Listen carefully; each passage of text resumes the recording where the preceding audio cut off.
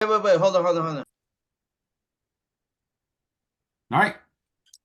All right, so we left off. You guys had met with Ningobble, and now you are need to decide what you're gonna do next. Where are you guys?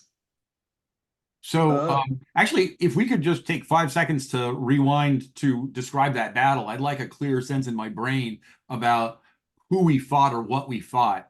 Oh, Uh, so, sure. So so what I'm just happened gonna was It's a little hey, I'm hey. gonna you read guys went over. into the room. You guys went, oh, you fought with the we were did you guys already fight with the thieves? No, no. so so I'll just read what I have from last time. We were entered that room at the beginning of the session last time. We had just entered the room of the residence, the main room of the residence, and there was a sleeping woman on a couch. There were cats with blood on their paws. There was an odd box up the mantelpiece of the fireplace, a table in the middle of the room. No sign of the creature that took the box. Nico made an observation check, and there was some discussion later about whether that should have been a perception check. And then uh, something she noticed was moving inside the box. The woman was lightly snoring, and also there are thieves and soldiers headed our way outside. Then we stepped into the room. Everything suddenly shifted. Now it's suddenly highly ornate, beautiful furniture and a piano in place, I think, of the table, or maybe in addition to the table. I'm not sure. Yeah, there Um, was like a green flash too that precipitated that. Got it. And the door, I think, disappeared. Certainly, another door appeared on the far side of the wall, uh, Yeah. and so did the woman. The woman disappeared. There And was in her place was a piano. In her place was the piano. Thank you. And the door disappeared, as does the sleeping woman, and in her place was the piano. Small cats. The small cats turned into demon ghosts that were scratching at our legs. Uh, and that perhaps should have been a sign that there was an illusion going on, but none of us caught on to the scratching maybe being cats. A white cat was floating at the top of the room saying, "The cat has trapped the rats." And we all rolled steel. Vina succeeded remarkably, given how difficult it is, and noticed that the stuffed black cat's eyes were glowing green as the demon cat's eyes attacked us. There's now a stuffed cat that I forgot. It happened in sporadic moments. Like you would see the cat's eyes flash, and then the cats would scratch, and then there'd be a pause, and the white cat would say something, and then the Right. princess would repeat it though. Got it. Thank you. Wonderful descriptions. And So then Nico failed, but her instinct kicked in, meaning that she was up on the table when she failed as a result. And so, although she was standing and drooling just as Freda was, she at least was out of reach of the demon ghosts, aka the small cats. um, Freda was raked by the cat's claws and standing and drooling. Vina leapt up on the mantelpiece heroically and attempted to jump high and skewer the stuffed cat with her knife. But it flitted away to another spot in the room. And the It cat actually kind of disappeared and reappeared. disappeared and reappeared. Thanks, not flitted, but disappeared and reappeared. Cat beats rat, screamed the floating white cat. Vina grabbed the box from the mantel, grabbed Nico, and attempted to move toward the door.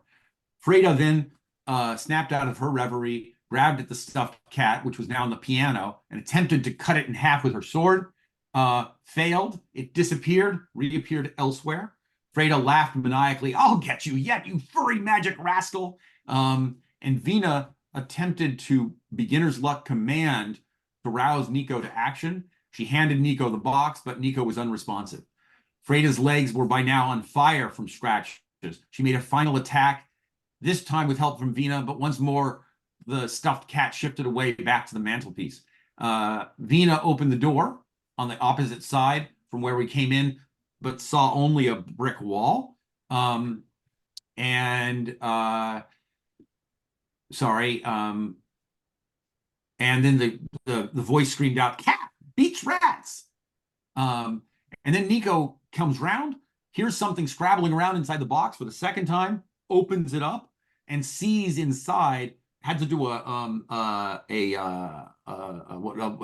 steel test. There's something magical and frightening inside, but it appears to just be a porcelain statuette with some white flaky material around it. She reaches in, touches the sculpture. Magic flows away out of the room, and suddenly the little demon ghosts are cats again, and everything else is back to the way it was. The three cats jump on top of one another's shoulders, and like a little man, like that creature we saw before, flee the room via the door where we entered. At this point, Vina tried to interrogate the woman using intimidation, but and was unable to learn anything useful. The woman is poor and confused. Freda attempted to ran out the door trying to catch the triple cat along with Nico's help, but her wounds proved decisive and was unable to do it. Vina makes the day, though, cornering the triple cat in a back alley, attempts to tackle it in a bloody versus, and winds up getting scratched for her trouble. So Nico and Freda arrive. Nico notices there's something moving around inside the box once again, now that it's closed. So something is moving like it's alive when the box is closed, but as soon as you open it, it's just a sculpture. We return to Tessa Vin Cool's house. Freda takes a breather to recover from her superficial wounds. The others get a room to set up to investigate the box, clearing out furniture and sealing cracks around the door. The three link hands. Vina tries to read the aura of the box. Freda is holding her sword ready to defend the group. Vina uses aura reading with help from Freda's loot wise, and we learn the box is a trap and a cage with magic from the north. And Freda says, attempting to be wise, I have heard tale of such boxes used by witch women. And Vina says, this is beyond our ken, but surely of great value. But where's the prince? Freda's ugly truth. Little prince, talk to us or we might be forced to break the box open. But fails. Purring comes from within, but a menace comes from the box. We realize the box is reactively protecting itself from us. So we ponder whether to find a sorcerer who can untangle the mystery of the box. Vina reaches out to her contact in the Plaza of Dark Delights, circles up a sorcerer to help us with the weird box. Nico spots a bounty poster. We are now known, it turns out, as the Mistress of Pain Triumvirate, and the poster has a bad caricature of Freda's red hair, and everyone else. Nico is unrecognizable, but Vina is drawn really well. The three of us venture to the plaza using Nico's inconspicuous, with Vina helping with disguise. Jor-El the merchant knows a being who knows much of the spirit world, one Ningauble, who lives in a nearby cave. We meet with him, or it. It's a cloaked being with eyes that float inside its smoky cloak. He identifies the box as the creation of a demon god who's determined to rid Lankhmar of all its rats. To free the prince, we need to bring the box back to the north. And that's where we left off. Nice. Beautiful. So If we're I remember right too, did you guys, wasn't there a consequence of failure for some of your actions that you would have an encounter with the Thieves Guild? yeah, the consequence of the failure consequence for circling up the sorcerer, which was like ob 10, you know. So I failed that roll with a 1 success, was an encounter with the Thieves Guild. Somehow I fumbled and made it too obvious that I was looking for this dude, and they realized whatever and are going to get us. So at this point, though, you know, I do feel like the when we started this, like the whole encounter with Ningauble, I think we're still in the room because, I mean, we haven't even had a chance to say anything. Oh, that's fine. Yeah. So, yeah, in fact, let's talk about that and talk about beliefs. So, Sanj, you're saying your beliefs include some kind of conversation with Ningauble. Well, yeah, I'll your read you my priorities. beliefs. Yeah, Yeah. I'll read you my beliefs. So, my first belief, which is related to my desire to be a wizard, right? Um, my dreams are coming true. I step into the world of magic. The shadowy sorcerer is a being of power. It has much to impart. I will learn. I will earn its favor. Hmm. Um, second belief. My freedom from the harem of Raja Jadugar was hard fought. I will be a slave to no man. I must be rich. I have to run a few jobs to gain enough funds for our journey. We must get paid our ransom for the prince. Um, Last one. These are good women, one blazing like a fire, the other nothing but a shadow. But they froze in the moment. I will sharpen them like good steel. Nice. You like Nothing that? Um, but a shadow. I mean, everything but a shadow. yeah, Just kidding. everything but a shadow. Then my instincts, I'm going to change one of them. So make a noticeable tick when dealing with slave owners or pimps. I think I want to keep that. I just want that scene to happen. But the one about always stand and drool in the presence of magic or in the thing, I don't like it because I don't like to be in action, not doing nothing, like Right. in thing. But I wanted to kind of rewrite it so that I kind of sketched out something where I'd say I I am always curious about magic, but I don't see that it's not enough, right? I'm always blah blah blah. Always what? Always What can a trait do something like that? Can a trait like embody that thing that you want? Right, but you You can't like? just write in. So if he does a thing regularly with an instinct, at some point we can reward him with a trait. So for one intriguing trait here is, I don't know if you've seen the Lewis Wu trait, but there's a trait that allows you to act nonplussed in the presence of terrifying things rather than standing and drooling. It's not worth anything in terms of the game, but it does allow you to do a thing that no one else can do. So if I think I can see you earning something like that in the presence of magic, maybe you should take a trait or sorry, an instinct right now that is simply, drop it. Then, in other words, you get distracted by magic and you can't take useful action, but you are always ask questions about magic, always investigate magic. yeah, Um, that's what I'm saying. It's like always be curious about magic, but I like always Because it's got to make it. It's got to make always you be move. distracted maybe Yeah. or sorry, what were you saying, Eric? It's got to make you move somehow. Like so. I Yeah, mean, it's got to like take you away from what you were doing. always be drawn. I am always drawn to oh, magic. always be drawn to magic and mysteries or magical mysteries, Always arcane, be arcane mysteries. drawn to the arcane. Oh, drawn to the So arcane. Yeah. so the positive thing of that might be it'll if there is something magical or mysterious, you're gonna be kind of onto it already. Sort of drawn to it. There's a positive part of it, but you're really more interested in the negative part, right? Like you're more interested in the trouble aspect, right? Well, the trouble aspect, I kind of see it this way. Let's say we have to run. You know, if Yeah. we have to run Yeah. and save ourselves, I might turn around and swipe the wand, you Yeah. know, Yeah. or I do agree. something really dangerous, which is more fun, you know. Yeah. And I And, think it and could give you a potential. I can think of maybe a couple of edge cases where it could actually be positive also that, if something tries to surprise us with magic, maybe you could make some kind of argument that because you're drawn to magic, that you have a kind of instinct for noticing it. cool. Always coat my knife in blackadder venom. Yeah. That's my last one. I'm just keeping that. And then my traits are brown skin, sinuous, green-eyed, drop dead gorgeous, off kilter, paranoid, numb, and second sight. Just a Cool. note about your venom. When you jumped in the water, in the ocean water, your venom got cleared. So you'd have to, we could say you re-put it back on, but just know you used a charge of it. Sure. Okay. Oh, that's I nice. think we said you had four doses, right? Before you had to look for it. Yeah. Yeah.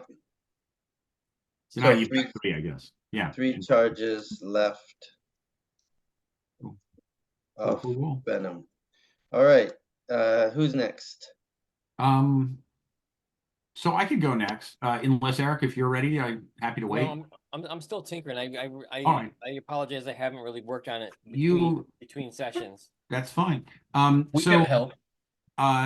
So I guess in framing my instincts, or my beliefs here, I wasn't sure how far we were planning to get. And it sounds like there's going to be a certain amount of work involved in getting out of Lankhmar. We're not going to fast forward and get ourselves onto the ship.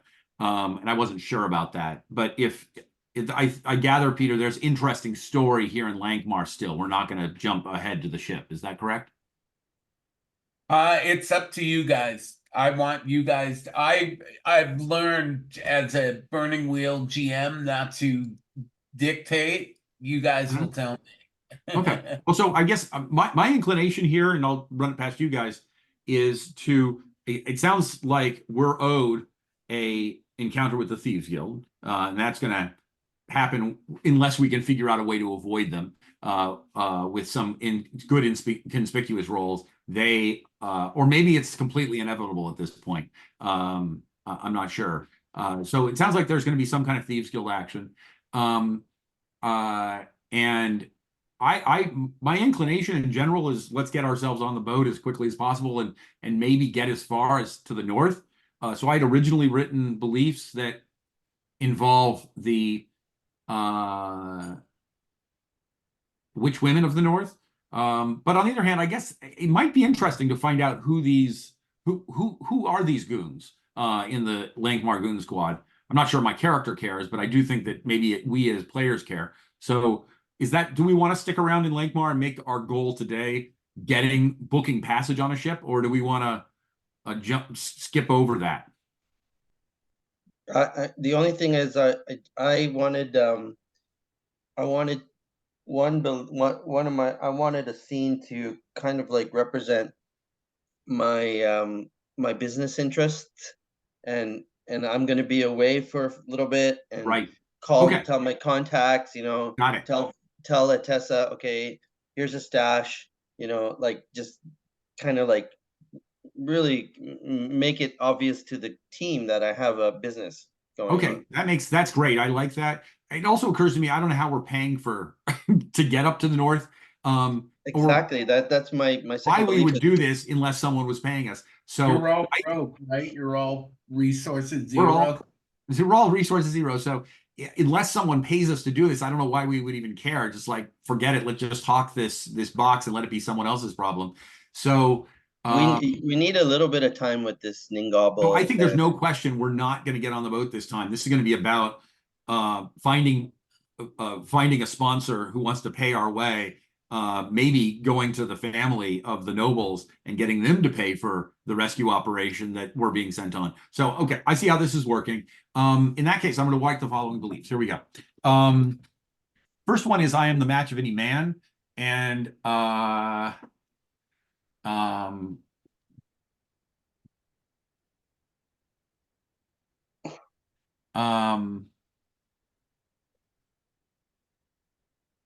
don't know who I'm going to prove it to. I'm going to come back to that. The second one had to do with I carry this blood of Stormer Wolfkind in my veins.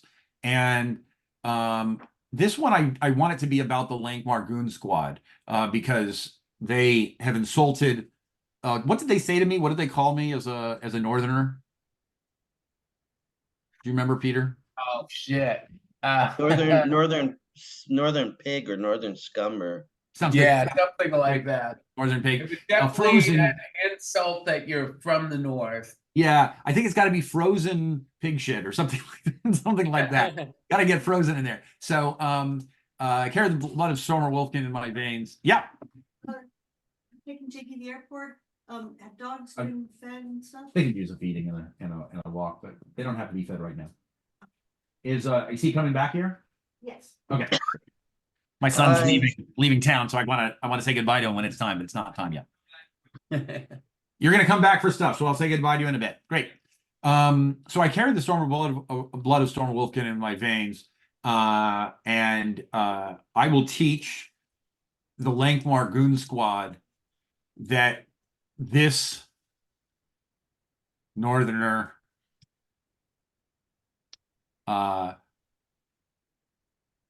this I will this turn the Lankhmar Goon Squad into the pig shit they seem to care so much about. wow. There. Those guys are tough. Yeah, I know. Yeah. I don't know what I'm You're thinking. literally putting us in their way now. Yeah. You- I will turn the Lankhmar Gun Squad into the pig shit they're so fond of. There we go. So I'm the matchmaking man, and I know. And so I'm the matchmaking man, and I'll prove it by by engaging the Lankhmar noble family, to hire us to travel north. In other words, instead of hiring a bunch of male mercenaries, they're going to hire us to go north to do the work. Does that sound like a reasonable thing? Yeah. How are we going to prove it to them?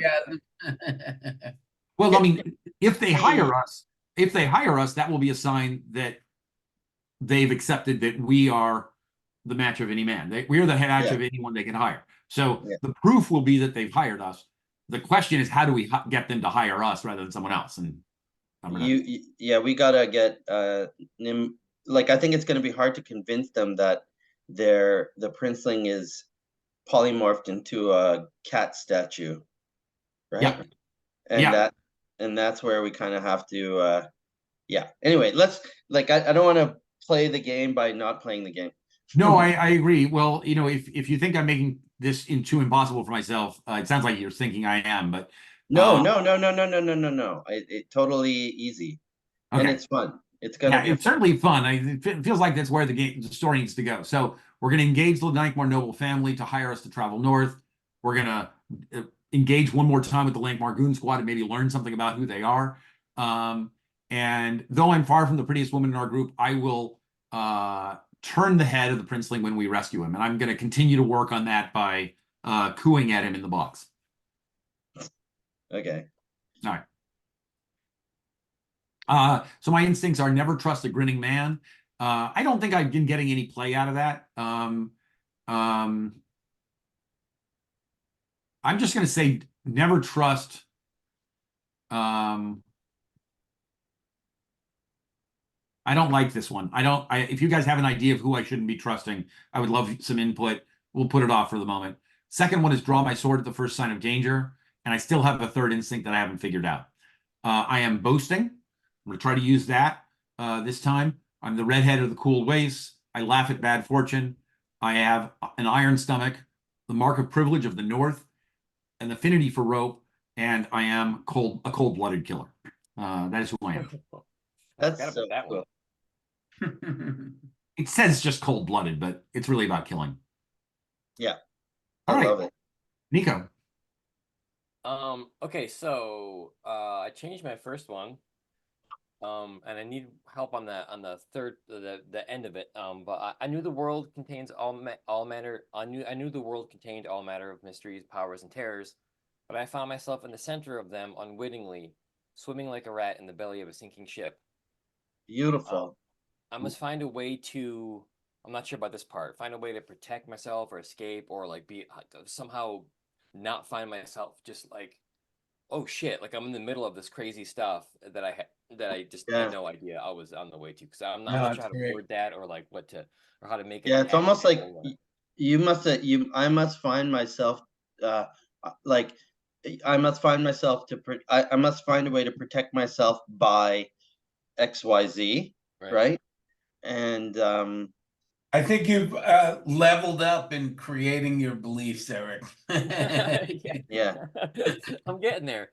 What do you think would be like what do you want do you think that would be increasing your knife skills and fighting prowess, or sharpening your wits, or like I think it's more of like the awareness of it, because I mean, in my second belief, it ties into it a little bit. I mean, it's another new one that I'm trying to work on, but I think it's part of the awareness of it, like because I Yeah, usually feel like I'm more or less in control. You know, that's kind of like I started that ties with my belief, the third belief, because I want you, like I'm saying, you guys froze in the moment. You failed your steel tests, you know, which kind of similar.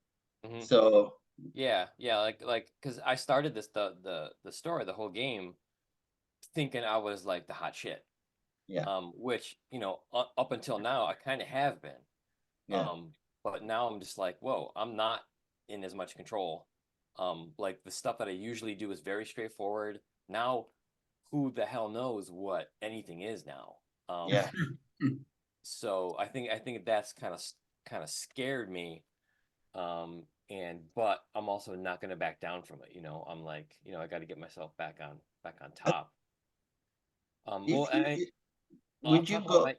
Oh, go Well, ahead. so hold on. Let's finish that belief. Right? Like you could, like your action thing could be some knowledge related thing, like acquire more knowledge about magic and the mysterious world of the weird.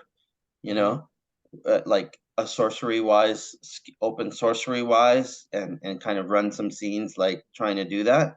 Um, that's what some people do when they feel like they're lost in a situation, or they work on like bettering themselves, like being more cool-headed, more calm, like practicing meditation, being able to react quickly, stuff like that.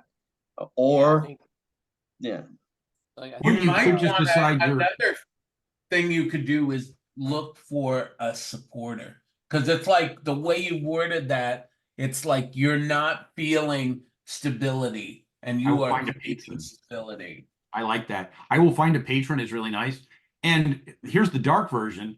When panicked, given the description of the panic that you're experiencing, I'm going to find something to hurt. Right? I mean, that's the one that doesn't really solve the problem, but it's exactly the kind of psychology that a lot of people have. Like, everything's crazy around me. I'm panicked. I'm going to find someone that I can control and hurt. right. I'm not sure I want your character to go that direction, but it's a thing that could happen in Yeah. result of the description you've had. He's already got one guy, he's got the panicked guy. Exactly. Well, I mean, but I think like for Nico, I mean, like how I kind of am, like I'm very sensory based, like smell and hearing. I'm Mhm. always like sniffing out. So like I'm thinking maybe something like, I must find what the scent of this is, like how to perceive it, like how to sniff it out first. Well, that feels Um, like a goal of. So like I guess the reason how to I be kind of like aware. what's tricky is to write up. What I like about the patron is that I think we know what it looks like when you get one. Yeah, I just, I mean, I just don't picture Nico Finding a looking to patron. someone else for help like that, unless it was like one of you guys. Well, yeah. I mean, there is, Ningobble is a logical patron for Vina. Although I'm not sure if that's going to work out that way. Maybe you're the one who becomes patronized by Ningobble. Um, you Y- know, Yeah, I don't know. But going with your perception, right? Yeah, I You're think I talking think it's like about my person. I think it's personal ability that I want to yeah. gain. So I will, maybe like it's kind of like your own personal ninja training routine. Hmm. And oh, there's rules in the book for um practicing, taking time to practice perception, like increasing your stat, right? Like, right. yeah. But Or what's that the feels more stats like an that instinct that you would write up that always be practicing my stat is feels like an instinct rather than a belief about what you're going to do story wise this session. this Um, guy, there was in the forums, there was a fourth horseman, and there was this whole thing years ago, and actually I know Rich, like I played with them, and he in his campaign, he got fucked by the wizards really badly, and then he scratched that, like he changed his belief, and he's like, I am going to um it literally, I think it was, I'm not going to suffer steel failure in the presence of magic, and he did that whole thing like a training routine. Uh, so Luke was writing about how that worked out, and in all the downtime he role played it and this and that. And so you could kind of start that path, and then the more you push it, then we can give you the trait vote or whatever to represent it. Yeah, well, I mean, because I just added the last sentence. I will find a way to see and smell these unknown traps. Cool. Is that good enough to get it started? Yeah, I mean, as usual, my main critique here is that I'd like for it to be as actionable as possible so that you know what you're gonna do right here, right now. Right. Yeah. Or how do we know when you've done it, right? Right. But I mean, well, 'cause I mean, as of right now, I can picture myself not just like now, sort of being activated a little bit. Like, okay, we're in the presence of this weird sorcerer person, and there's this other stuff. I think I'm gonna more active, not just kind of like, we were in that crazy room with the cats and we got pushed, pushed right. out, and I was like, what the fuck? And now I'm gonna be like, Now I understand what you're saying. Yeah, let yeah, me like actively try to, as we're moving through, sort of, scratch and sniff, like just figure out, a love little it. bit more. And it's a little Love bit, it. it might be a little bit similar to Vina's instinct of the curiosity towards the mystery stuff. But Sounds good. this is, this is more of like,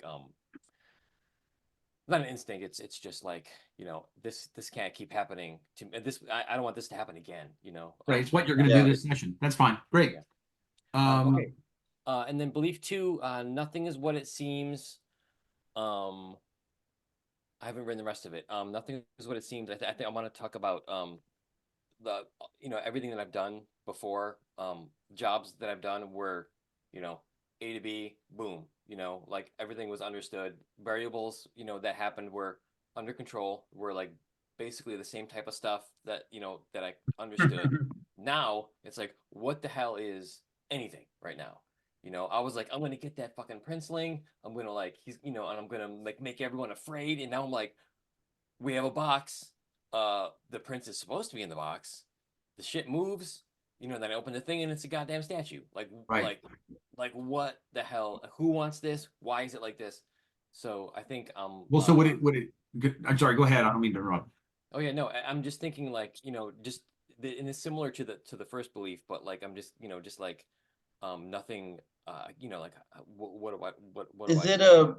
a are you kind of referring, like, I get what you're saying. My beliefs are similar, like, of we just stepped into this whole fantasy world from the mundane kind of world. Now we're in the world of fantasy. Are you talking about maybe political factions and who's behind what, or you're again referring to the magic? And because if it's magic, it's too much. It's very similar to the first one. Yeah, yeah, that's too much. Yeah. I have a thought here about what practical goal you could have here. And partly I want to get other people in on my goal. So what if you took as your practical goal of nothing is what it seems, I'm going to give stability to the situation by finding an employer. What made your earlier jobs feel meaningful and stable? Because there were deeply chaotic acts of taking a child from their parents, right? So, and in response to your own children being taken, right? That's a really chaotic world you were already in, but you gave it meaning by having a group that you were stealing children for who would pay you money, and that would help you fund your own efforts to recover your own children. In other words, the economics of the thing gave it structure. Mhm. Our problem right now is we don't have an employer. Yeah. We're going to give. So could you say nothing is? This is a crazy situation, but if only I can find an employer, everything will be right. I'm gonna find an employer. I'm gonna Yeah, find someone find to pay us. an employer who I knew. I think it's the clarity. I think that I'm But you don't trying to actually. find. The fact is, I don't think you need to know who people are so long as you know what they will pay you for. When you've acquired children, sometimes it was better not to know what they were going to do with Right. those kids. Yep. But 4 foot tall child, 3 gold pieces. 2 foot child, 2 gold pieces. That's as much clarity as we need.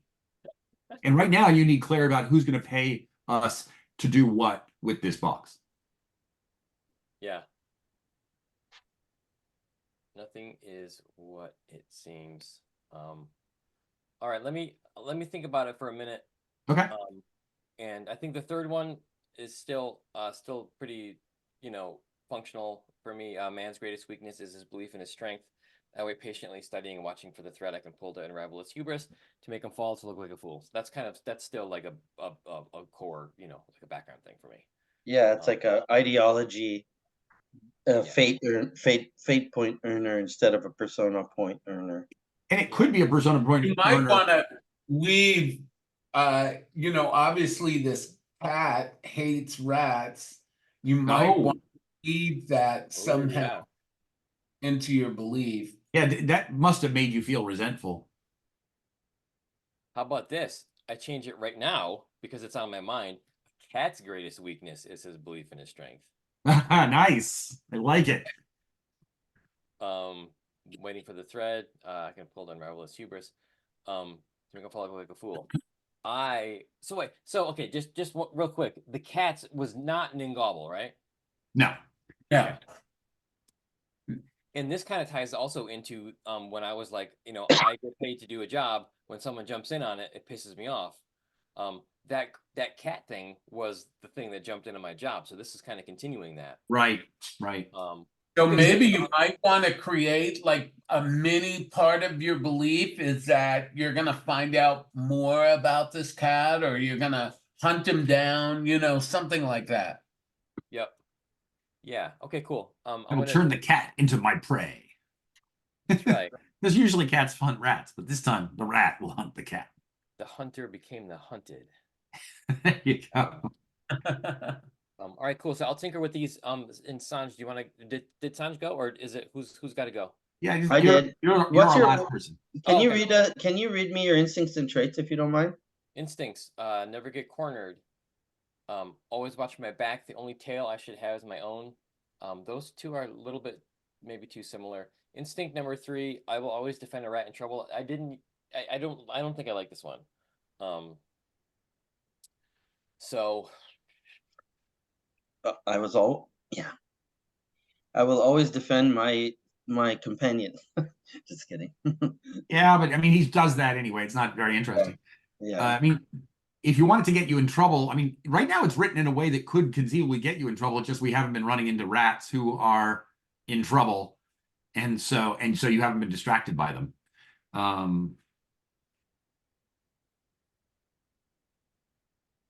yeah. If we're not going to run into our kinfolk, it makes it hard. Yeah, I don't know. I got to think about that. My traits are Acer's likeness. That's the rodent thing. Callous, skulking, tail, clawed, communal, cowardly. The cowardly one is something I'm working on. I've been working on changing. Tunnel vision, which means I can see in low light, like almost perfectly. Not in complete darkness though. And my eyes look like glowing green orbs if you like stare like right into them in the dark.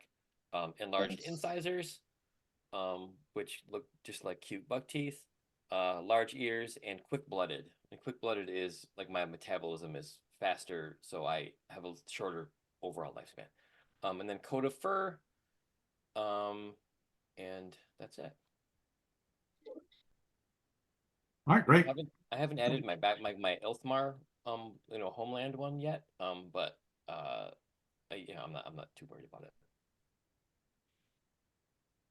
So yeah, I want to hold up the whole thing, but I'm not sure about my third instinct. Or if my instinct 1 and 2 are too similar.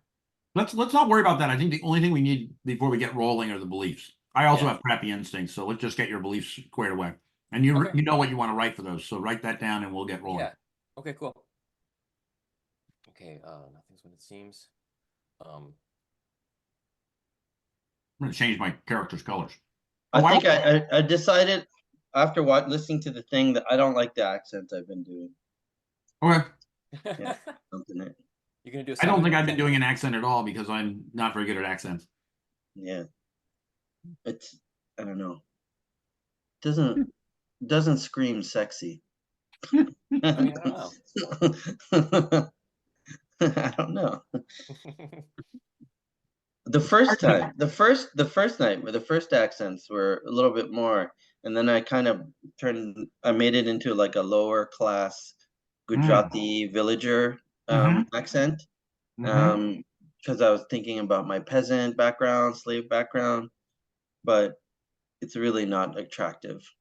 So, you know, And when you say those references, are those like touchstones to like real world culture?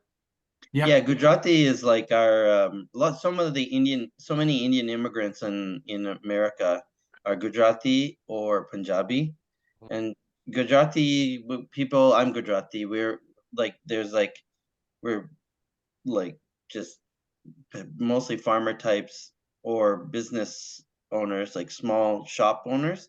Mhm. And there's a kind of accent that we have like this, you know. All the aunties they talk like that. So it's not very, I don't know. It's not so sinuous and sexy like I've imagined. Um I like the idea that she can code switch, right? That maybe her native accent is indeed that, um, you know, nasal one, the Gujarati peasant accent, but she was trained as a courtesan and yeah, learned this upper crust accent as a courtesan, and she can code switch between the two of them. I love it. That's what I'm gonna do. And maybe my identity is all messed up, right? So Sure. okay, so shall we get started? Yeah, I think so. So, who wants to go first? Well, Can I think you we're in the cave with Ningobble, and That's right. maybe you can actually have, do we want to play out? I think we've just shown him the box. And and he can says, you yeah repeat Cool. to so I, can you we don't know if it's a boy or a man or a no, woman, we right? don't. Yeah. We don't know. It's like this weird I call them shadowy sorcerer, right? Yeah. Just, Um, and just to set the scene, it looks like there's hookahs there. Does Ningobble have some sort of beautiful carpet that we are invited to sit on with Ningobble? Are we handed the hookah to experience it, or is that sort of off limits to us? Probably not. You probably have a place to sit, a carpet, but you're probably not given access to the hookah. And I would imagine that you're not sitting like right next to Ningobble. Right. So we're There's on like our, maybe you have your own carpet. Yeah. and he has his own carpet, and his carpet maybe floats about 6 inches off the ground. All right. Is I that like a picture belly? myself being very like, and I think I coached all of you guys, right?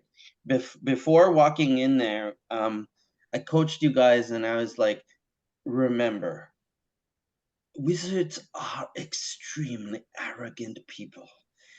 They are they they they they are so secure in their power and presence that you have to defer to them. So come in with a meek attitude and do not say anything that would offend them. Freda is So always meek. What are you talking about?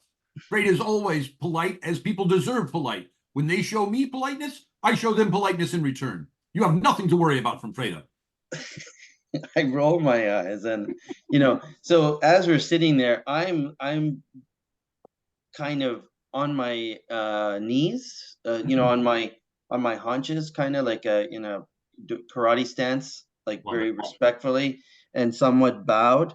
And like when we give him the box, is he handling it like he's using I want to describe his how I'm sitting. So I think Freda is also sort of sitting in that uncomfortable, sort of slightly kneeling position, and with her sword, but with her sword sort of out like this across her knees, nice? I as don't if she think it doesn't want quite that trust the situation. it wouldn't even want to touch the box. If Mhm. you go to hand it, it's not even gonna put anything close to the box. It doesn't reach out to grab it. Can you I repeat like how you're to using it. I like how you're using it as Yeah. the pronoun. it? Yeah, That's very it's an it. provocative. I started I was gonna say they them, but I like it because we're not sure if it's even human. Yeah, it's way Um, easier. So what do you say to Ningabel to ask about the box? Yeah.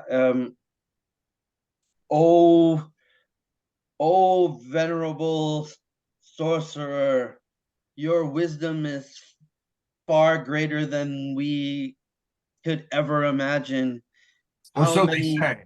or so any say.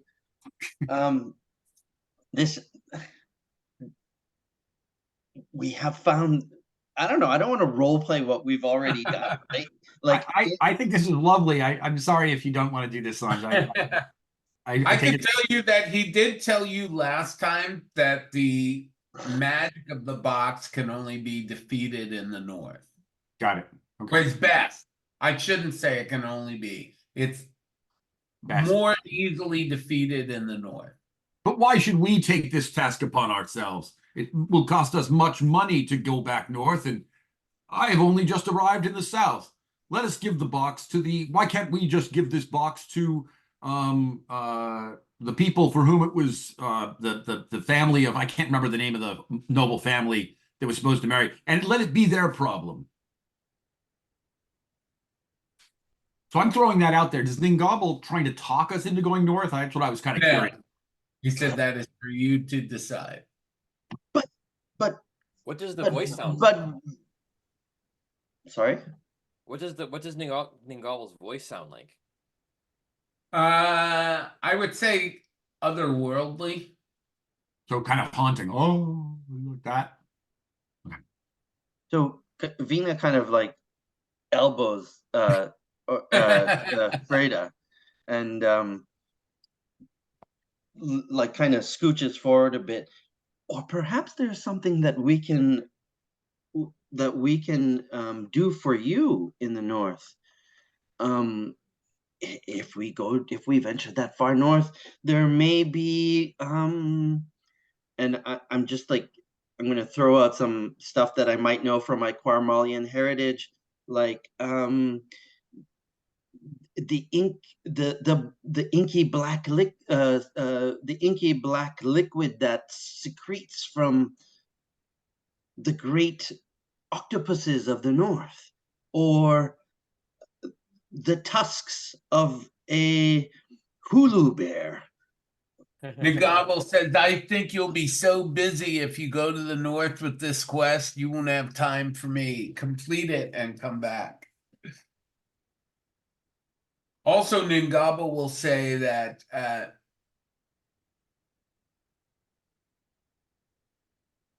the prince can be an important ally for one of you. This is welcome news. For I am of noble birth up north, and wish to find someone who might champion my claims. Mm. Very good. We will see to this, princeling. Your advice is much, we are grateful for your advice, honored hollow being. Good luck with your quest. Thank you. So thank you. So kind of as we're turning to go, I'm like struggling with wanting to say one last thing, and I turn to him and I say,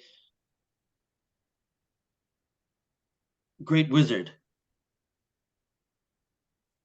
since I was born, I have been able to no, as I was born poor and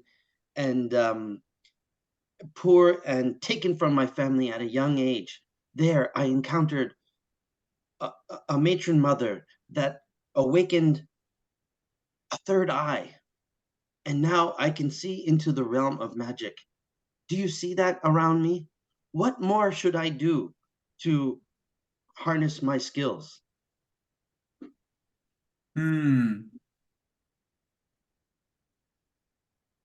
The answer you seek is in Quarmal. I feared that. Thank you. Thank you.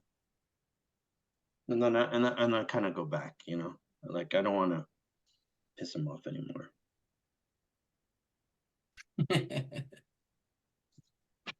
Cool.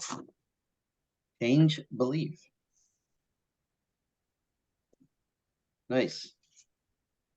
So guys, what do we, should we head back to Atessa's and come up with a plan of how we're going to do this? Well, like trek to the north where, and is there a detail, like, is there like, I mean, we didn't role play. Is there a detail to where in the north we need to go, or probably like we can find out where this he's from Clegnar, or There's no detail yet. You guys might have to research that okay. or find more out, you know. I don't think Ningavel is going to be like the one-stop shopping place for info. Yeah, Sounds fair. I get that feeling. Yeah, unless except in situations where he has something very specific he wants us to do, in which case he might be a little bit more helpful, but that makes sense. Before we leave the chamber, can I, I'm thinking about, this, I'll find a way to see and smell these unknown traps, like supernatural kind of things. I think as we're talking to Ningavel, I kind of want to be like trying to really extend like my hearing and scent, and just sort of like perceive the feelings of this obviously like magical presence, because I kind of want to learn how to perceive it, sense it. Is there anything I can do? You could wander away. Let's just say that, like, that I'm doing it. Eric, you want to wander away into the passages? What's that? You want to wander off a little bit and investigate while we're talking? It does kind of sound like Nico, to be honest. Sounds like getting into trouble. That's great. Yeah. While you guys, because you guys were doing the talking, I kind of pictured myself maybe sitting sort of like between and maybe like behind the two of you. And if it's sort of like a dark and maybe like hookah smoky, it's like a little cavern kind of a situation. Yeah, it's a cave. It is a cave. Yeah. Yeah. I mean, yeah. Is there any like a little side passage or niche, that like looks interesting to me that I can slink off into? Probably. What's your intent, though? What's your intent? My intent is to kind of like find something that I can get control over, in a way, similar to what Chuck was saying, find somebody to hurt, to kind of feel my control back. Like, this is kind of similar in that, like, I want something that I can kind of learn to, to help me understand. So are you looking for a bauble of Ningobbles? Some minor thing that you could take from here? I think so, yeah. I kind of want A bauble of Ningobble. Yeah. I kind of want to let myself feel drawn to something, kind of like let myself go a little bit and sort of like let me see. Like kind of like and back to my rat. What skill do you want to use? Let's see. Or how do you want to go about doing this? So there's task and intent. Right. Your intent is you want to find something to control. What skill do you want to use to do that? Well, I think what I want to do is I want to like let my it's weird. I want to try to like let my sort of like go beyond myself and let my rat, spirit sort of guide me to something. Yeah, but game mechanically, I need to know how to test it. I can't test it. Right. Roll I think it sounds like perception to me. You're trying to perceive, or yeah. So yeah, I mean, yeah, we can. Well, that's observation, right? So the difference is perception just to see what's around, observation to find something that's been intentionally hidden. So unless something has been hidden, with intent to keep it from somebody. If somebody's trying to hide it, then it's a versus roll, their skill versus your skill of observation. If it's just notice what's around when things haven't been intentionally hidden, then it's perception. Yeah, so I definitely All think right. And of course, Yeah. you'd also be in your rights to just say he sees something interesting, and then we could skip straight from finding the thing that he wants to find into stealing it, which would be inconspicuous or whatever technique you use to steal. Yeah, so I think it is. I want to kind of like see if I can like let myself be, sniffing out some type of thing that's of some kind of magical nature, to take with me. It's a dark cave, so I'm gonna say this is ob 4. Okay. Up for perception. Great. All right. oh, that's great. That would probably be a difficult or something for you, maybe. But he has to make the roll for it to count for Success. yeah, for learning. It's the Okay. weird exception to the usual rule. Now we're talking dark, or where I'm going is it dim? It's pretty dark. The further you walk behind Ningabel, the darker it is. And I will say that the consequences of failure. I mean, as a player, I have no doubt that it already knows what I'm doing. Yeah. I'm gonna say that the consequences of failure are that you pick up something that's gonna bring you grief. I Yeah, I don't love know it. what it is, I love but it. Cool. it's Well, gonna so- be an issue that you eventually want to get rid of it. Right. He It's not does gonna have, be easy to get rid of. he does Maybe have it's like a cursed item. great. So in taking your perception test, I think you should call for some bonus dice since you do have tunnel vision. Right. That's why I was asking about the dim, whether it's dim or what. I'll give because you the tunnel bonus vision- dice for tunnel vision. Sure. Okay. What does it say?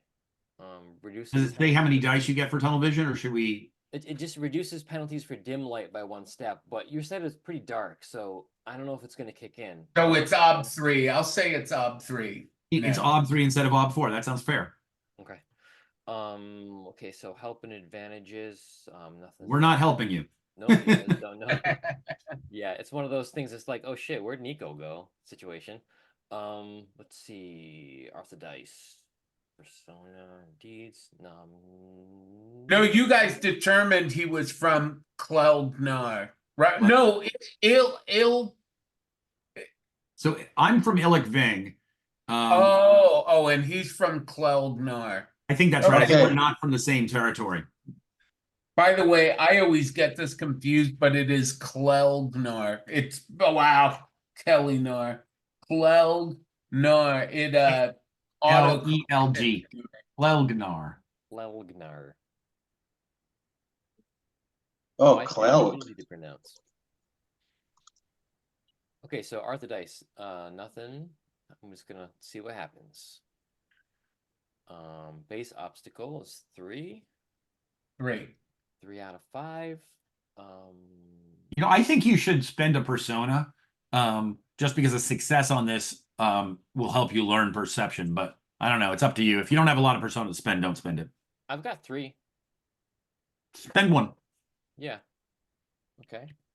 Yeah, I got 3. Like I got a lot. I got 3 persona and 3 And besides, fate. this is important to you, right? You're trying to get, this is one of your beliefs, is so spend the persona for it. Yep. All right. Submitting. Oh, Dang. Oh, and no 6s. I think Uh, you probably automatically reroll any 6s. Okay.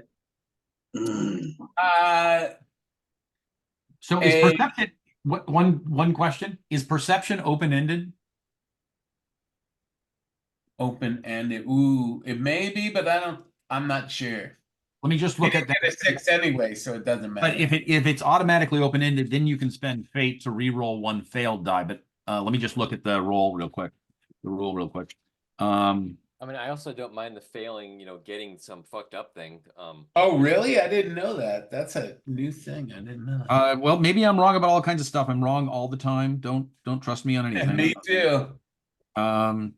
Where are here we go. Steel resources, wheel meets road, perception checks. I think it's 357.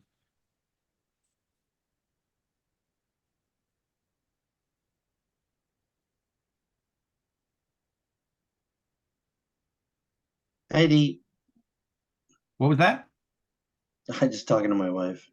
Testing your abilities, page 24.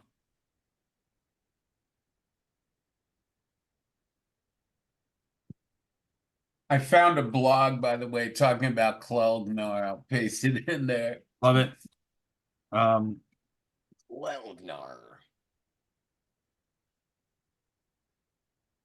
Can you look up Sanj whether he's not here? Hey, Hey, I'm gonna grab some coffee for a second. do that. I'm sorry about the rule question. No, that's okay. This is good. Section 17.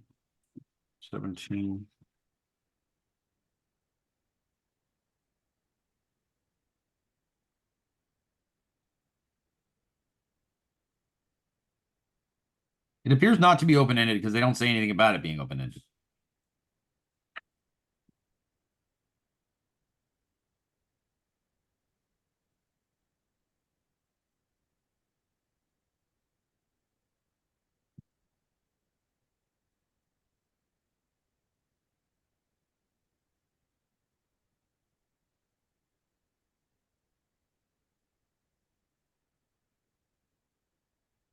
So what happened, guys, just now? Sorry. They're looking up whether Now I understand what happened. Perception was open-ended in the original game and in classic and in original, but it's not open-ended in gold. There you No. are. That's what's going on here. I was remembering something from the older version of the game. Yeah. okay. So that means you cannot roll another die, and you have failed. So close though. Now on a fail, do I log a test also? I mean, still. Well, in the special case of perception, I think you do not, but this is what I was. I think No, but perception- now you do, because no, it doesn't make sense. No, it doesn't. Because then you'd just be spamming it. You know what I mean? Right. So Right. perception is special in that you don't log tests unless you succeed. You only log successful tests. Everything else you log successful and unsuccessful. I think, again, trying to make sure I know what I'm talking about here. Because again, they've changed that other rule, so maybe they changed some other rules. See, look at my dirty fingernails. Whoa. I painted some minis. I haven't done it in years. Oh, cool. Oh, that's so cool. I got the Lord of the Rings board game, the war game, and wanted to make the minis look nicer. So I wasted a lot of time. It was a lot of fun. It's not a waste of time. Ton of fun. Nice holiday. When can you log perception tests? Burning. Are you asking in the forum? I'm asking Google, and He's asking Ningobble. I'm just checking the forum. Sanj, do you guys do Christmas? Yep. Yep. All right, back. I'm wrong, I think, about this thing. I think you do log the test if it's difficult enough, and it may not be. What was you have a perception of 5, right? 5 to 3. So Is routine. what does it say? Does it say it's a routine test? And this is it's Routine. Okay, so yeah, you don't log it because it's routine. Okay. Wasn't difficult enough. Yep. And not only that, you have to make, I think perception is one that you actually have to have success for to log it.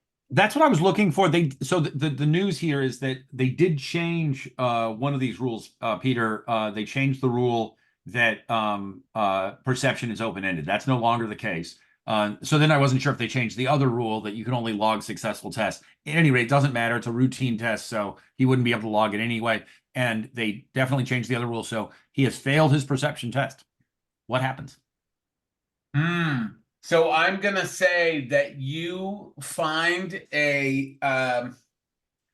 it's bigger than a marble. It's maybe the size of an eye. But when you look into it, you can see other places. Wow, cool. So I find that I'm like, fuck yes, you know, like it worked. You know, I'm gonna think that like I'm like stepping into this wider world, but Oh, that's also a very like great story, like, and it, oh, just innocent. I grabbed something, man, yes. it's probably this thing that Ningobble just like has laying out for jerks like me that like, you know, want to fuck around and find out. So it's a Yeah. marble-sized glass thing that you can look inside and see through it to It's another bigger world. than a marble. It's more like it looks kind of like a marble, but Okay. it's the size of an eyeball. And when you look into it, you can see other places. Mm-hmm. Ningarble. Nin marble instead of Ningobble. Ningbobble. Ningobble's eye marble. Ningobble's Down eye eyeball. marble. Just for the detail, what's going on in that world right now? Is it snowing? Is it? Yeah, like when I'm looking into it, like It what I was is reading. snowing. Ah, It looks like the cold north wastes. Maybe it is the cold Northwest. Yeah. and this is probably something that I've never seen, maybe only just heard of. So yeah, I definitely have not been to the north. So I'm like, wow, okay, all right, cool. I'm gonna slink back as cool, smoothly as I can. Act like nothing's wrong. As these Great. guys I are love it. That walking was up. that was a wonderful character moment. All Dan- right, what do you guys do now? I think we're gonna need to go back into town. How long a walk was it out to Ningobble's cave? Is it a day's walk, an hour's walk? It's probably not more than a day, but it's not close either. Okay. It's a trek to get there. All right. So we left at the beginning of the day, and now it's lunch. And since this guy doesn't seem to want to feed us, because I've kind of suggested I was hungry a couple of times, and he has not made any offers of food. I think we grumpily, or at least I grumpily, maybe the rest of you are happy, leave the cave, and we look around. It's like a sort of a surprisingly barren landscape, or are we close to the main road? You're let's see. I should have put a map of the world in here. I will do that next. Okay. But let me see if I can pull up a map of Yeah, we've all got some in our shared folder, I think. If you tell me Yeah. if you tell me which map you want us to look at, we can just all look at it in our shared folder. I gotta go to the shared folder myself. But So it's not that far. It's around, right? Like it's Yeah, just we're outside just the city outside. gates near the salt marshes, I think, from my memory. Yeah, that's my impression also. It's in the Great Salt Marsh. I know we have the map of Oh, northern area with Lankmar. I'm just trying to find the name of it. so there's a map called Nehwan Large that has the home of Shilba of the Eyeless Face, which is just south and east, just So the southeast of map Lankhmar. I'm looking at is called N Lankmar Continent. And Lankhmar found it. Okay. Yeah, and you guys are probably east of Lankmar, In this somewhere marsh. salt marsh. So I'm not Okay. sure of the scale of this map, but it's a hike. Okay. So we're out there. Yeah, I just wasn't sure where Ningobble's cave was all of a sudden. I was a little confused about that. All right. Well, so we're some distance from the road.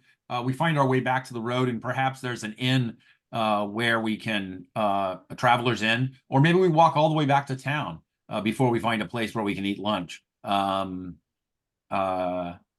don't know. kind of going with the flow because I feel like though we have something to talk over before we reach town. So if we Right. can't find an I inn, think on your way back is where you're gonna have that encounter with the Thieves Guild. I think Great. they're. love it. They Love saw it. you leave the city and they set up Right. an ambush. Okay, great. So we're as a consequence of the okay, gotcha. So let's just set that scene then. Or I think we are coming back. It's late afternoon, stormy skies, and it's looking like it's going to start pouring soon. If that's okay with you, unless you've Sure. got And let's make Nico make another perception roll to see if you notice this attack. This is gonna be, I think it's gonna be another ob 3 actually. Does anyone want to help him? Guys, Sure. I think we're just get to find stealthy ambushers, it's observation. that's correct. And in Not fact, Oh. actually, and that's exactly correct because they're trying to hide. So they're going to roll their stealth against our observation. And this is a moment actually where I think I want to take the lead because I actually have observation. Do either of you have observation? I have I I've got can it. use perception as observation I've got Nice. and because of second I've only sight. just started it. I'm learning Okay. it. So if you just started it, you can't help the skill with your stat. Sanj can help me with his stat because his stat acts like the skill, or I can help you. I can Maybe give I you should be helping two. you. I can give you 2 helping die. I have perception 5, B5. Nice. That sounds good. Let's do that then. All right. So I'm gonna roll my I'll tell you the ob right here. What are you gonna add in before I roll? Before you see the result? got it. So my Don't roll understanding, yet, just tell me all the things I you're understand gonna. what you're saying. Yeah. So you're rolling their stealthy and Correct. as in a versus check. I understand. So I think what I'm doing is I'm using 2 dice from Sanj and I'm rolling my observation. My observation is where's my character? This is Nico.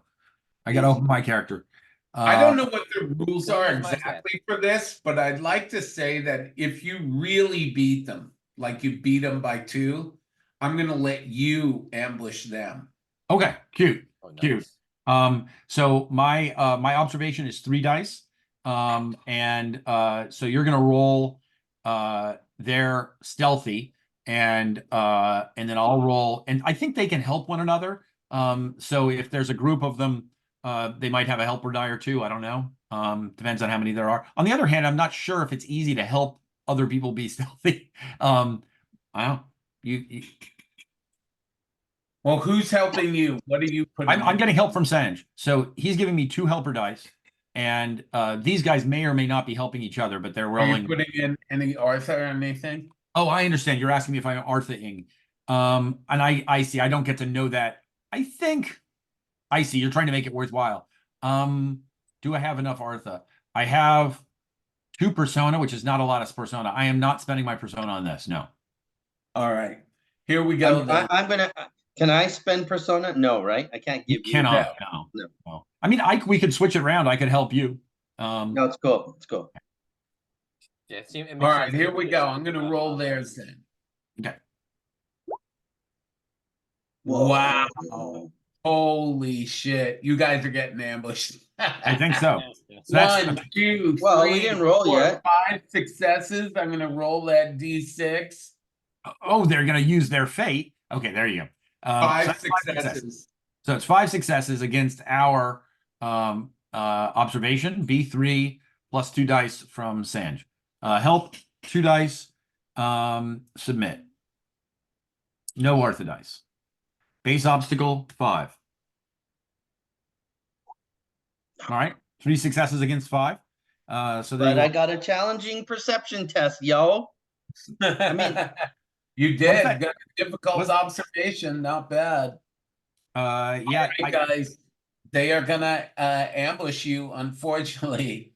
So, how do you guys want to do this? I don't think this is important enough to do the fight, but I think it's important enough to do bloody verses. sure. Let me just Yeah. record my test real quick here. I got a difficult test for observation.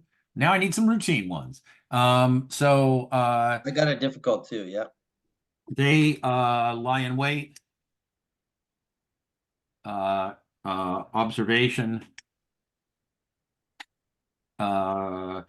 versus ob 5. Okay, got it. So Go ahead. with the bloody verses, we could kind of give all the helping die to Chuck, to Freda. Yeah. And Freda can do the, Sure. all the rolling and stuff like that. Well, let's just instead. describe what the lay of the land Yeah, is. what's going on exactly. They've got What's some kind of tactical advantage on us because they got us at a moment where maybe we're going through it's a narrow spot, and there's swamp on either side, and they rise up out of the swamp and attack us. What happens exactly? I will say that they were maybe they were in a tree and they dropped down on you. Great, love it. And it's one of those old dead swamp trees, and that's why we how they managed to blend themselves into the bark. We still don't quite know how they did it because that took some real artistry. So cool. They drop down I'm picturing like Spanish moss, kind of like all kinds of like hanging. Exactly. Yeah, that's great. So Yeah. suddenly, at the first sight of danger, Freda's sword is already out. That's one of her instincts. And she's got her sword and she's swinging it around. They're in front of us. They're behind us. How many of them are there all together? 3. Okay, great. Oh, okay. And they're going to roll. So they're going to roll. We'll do it this way to make it easier. Like you guys said, we'll have one attacker on you, and two of them will help. Yeah. So straightforward bloody versus. Yeah. Let me just get the bloody versus rules here so we know what we're up to. You're going to get 1 round of attacks, I believe. Yeah, they win the ambush. Yep. Oh my God. So I would say, I mean, maybe I'm wrong about this, but since we're not going through with fight, wouldn't you just give them an advantage die since they got the drop on us? And it's just a single roll for bloody versus. We're not going to go through rounds here. So, but give them an advantage die since they had I think they won the you know ambush. what though? I don't know if it'll be. I think it may be that they get 1 free attack. I don't know how it would work, Yeah, honestly. see, I don't think we do lots of rolls here. I think the whole idea. I'll give them an advantage die. Then You could give them Yeah, 2 if they really ambushed as well. Maybe you give them 2 ambush dice instead of 1. That'd be fine with me. Yeah, and it is the rule actually. Ambushing. Oh yeah, find the Surprise rules. and ambush. To affect an ambush, page 461. To affect an ambush, set up the situation that uses stealth or inconspicuous versus Cool. You can of course test beginners. If the ambusher fails to ambush the quarry, the victim of the attack may choose to engage in combat as normal, or they may avoid the combat altogether. If the ambusher wins the test, he counts as having won the engagement at the start of the combat. In addition, so he gets his intent in terms of engage. Oh, that's in fight. Yeah, that's fight. That's why I'm saying in bloody versus, I'm not sure how it works. In bloody versus, I think we should just give them 1 or 2 advantage dice. Yeah, I think we should just give them 1 or 2 advantage dice. And if you think they, I mean, they beat us by 2, so maybe it's 2 advantage dice. On the other hand, they didn't beat us by 3 or 4, so maybe it's only 1 advantage die. I don't know. I'll go with let's see what they beat. They beat you by 2, right? By 2, yeah. Yeah. So it'll be 2 advantage dice. Sounds good. How much are you gonna put into defense? Well, let's do our we got to do a couple of things. So first, longer weapon. I've got a long weapon. I've got a sword. Do they have swords as well? They are gonna have like short swords. Okay, so I have the longer weapon, so I have a +1d for that. Unless versus armor, I've got what kind of armor do they have? None. Okay. Do they have a weapon that's okay? So advantages to the defense. I have a shield and and reinforced leather.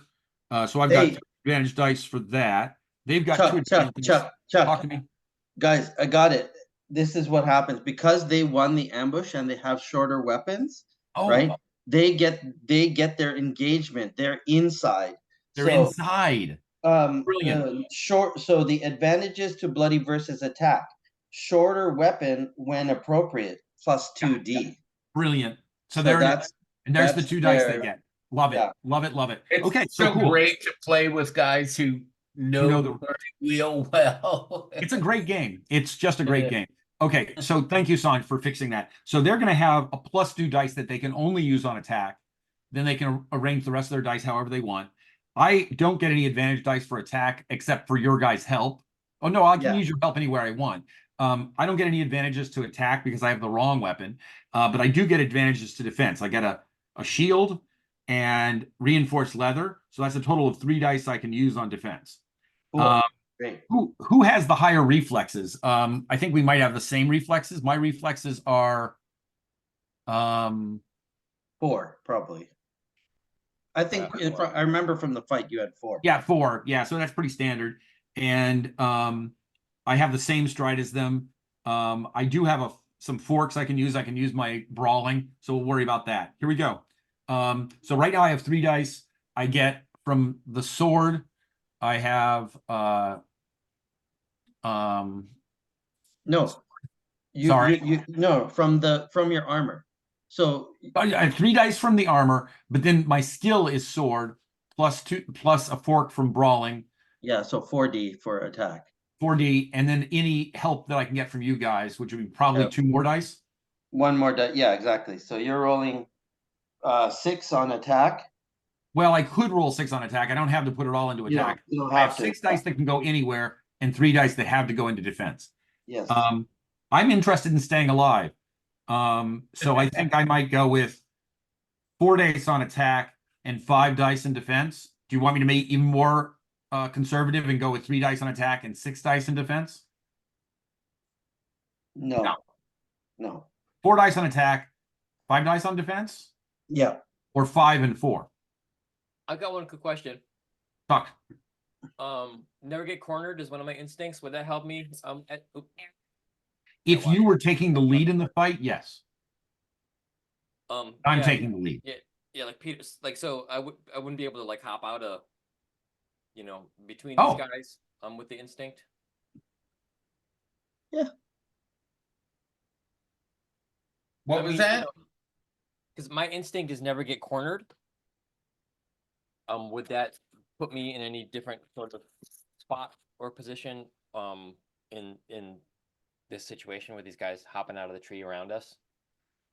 Yeah, again, since it's a bloody versus, it's hard to say how that'll play out. I don't think it really will. I think it's combined into the helping dice standard, somehow you're helping out because you never Garrote guy. I like the idea that you go for a garrote guy because you get the drop on him.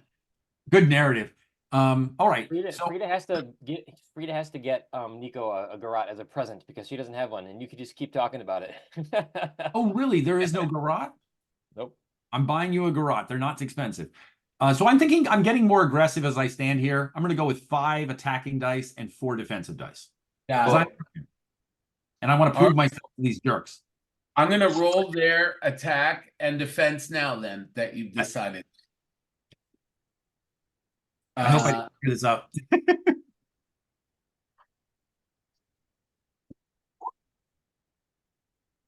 1 success. I will actually roll a fate. I think they'll. Yeah. So only 1 success. And is that on the attack? Yeah. That was on the attack. Okay. And on their defense, they have no successes. Okay. This is our chance. Let's take them out. Here we go. So on the attack, I've got 5 dice. And I guess I'm doing this as I'll do the defense. Yeah, here's the attack. I guess I'm doing this as the sword thing. And we're all together. We kind of like right away we get into like back-to-back triple formation. We're surrounded by these guys. They like swing at us. The guy misses because I duck, and then your shield bows over. I come step in right behind you, flash. Love it. You go. All right, go. Here's the attack. No Arthur dice. Base obstacle 0, I think, because they didn't roll anything. 1. It's 1. Oh, it's always one. That's 'cause right. You're just rolling. Yeah. I'm rolling against their All 0. one. This is their defense. Their defense was 0, so I'm putting that in. You know what? Yeah.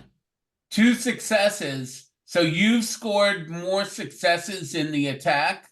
In the attack, and now your defense. I need- roll your defense. here's my defense. Sword, and this is a I have sword +1 because I have a total of 4 dice in defense. Submit.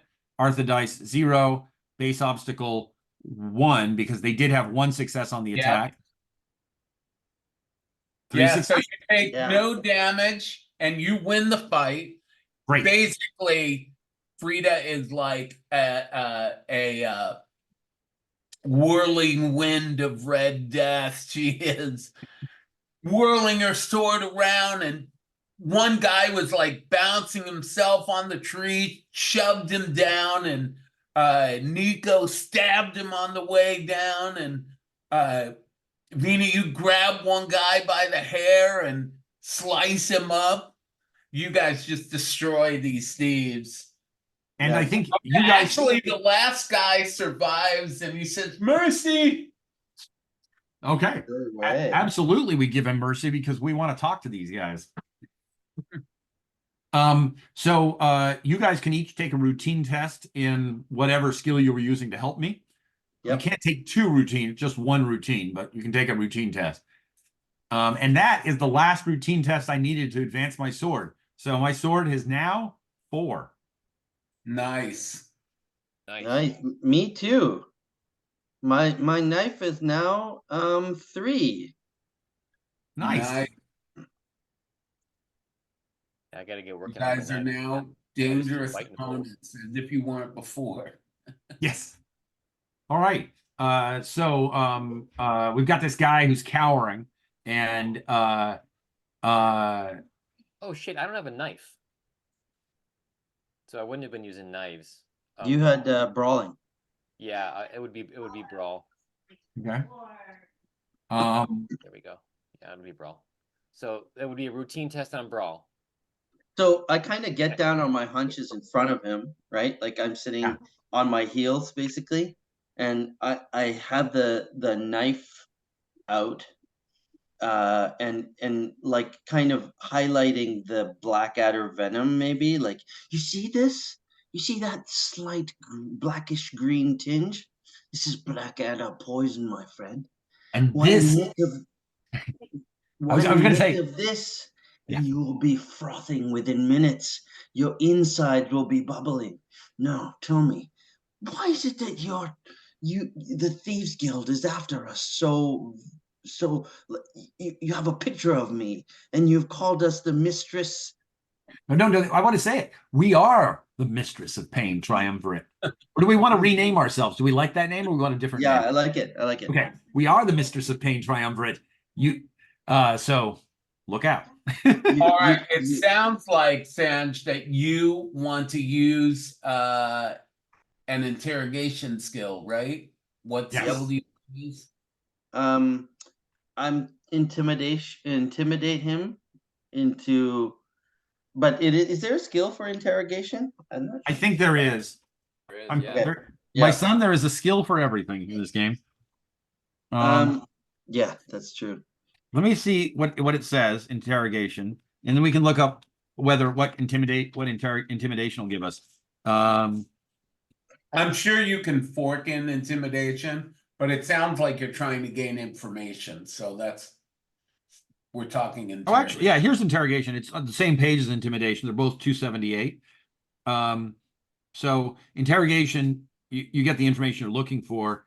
Intimidation is used in a duel of wits. It's a communication of threat. So it is not the same as interrogation. So Yeah, if you have somebody captured and you're it's basically like a form of torture, right? So Right. This, So I guess this guy is gonna be an ob 2. He's a really low level thief. Success means he's gonna be cooperative, but he may or may not have the information that you need. okay. I'm opening up interrogation. so, and we could Yeah. fork in intimidation. Oh, But he can't fork in. If he's opening it up, people can help. we can, well, so if he's opening up, I'm just trying to, I don't think we can help if he's opening it, right? No, you can help. We can He help with our can't own efforts fork to help. in, but you can help. We cannot fork in because it's not I understand. So we can't fork in our intimidation, but we can help with the interrogation and start to open it ourselves. Great. I really don't love this, but let's do it. Eric, what about you? You gonna help? I can, yeah, I can definitely help. I mean, I don't have interrogation, so I'd have to open it too. But I mean, I have intimidation, but we can't fork that, right? Because you No, don't you have- can fork it. Okay, He can't fork it, but you can help with it. cool. I'll help with intimidation. Okay, cool. So I'm putting two Because I dice. had pictured myself being kind of down there with Vina, with the guy also anyway, you know. Right. I actually, so Hopping right on him. to be clear, are we allowed to help with intimidation, or do we have to help with by trying to open the skill ourselves? No, you can help with any skill you have opened. That's Okay, readable. guys, I'm spending a persona point. Okay. Okay.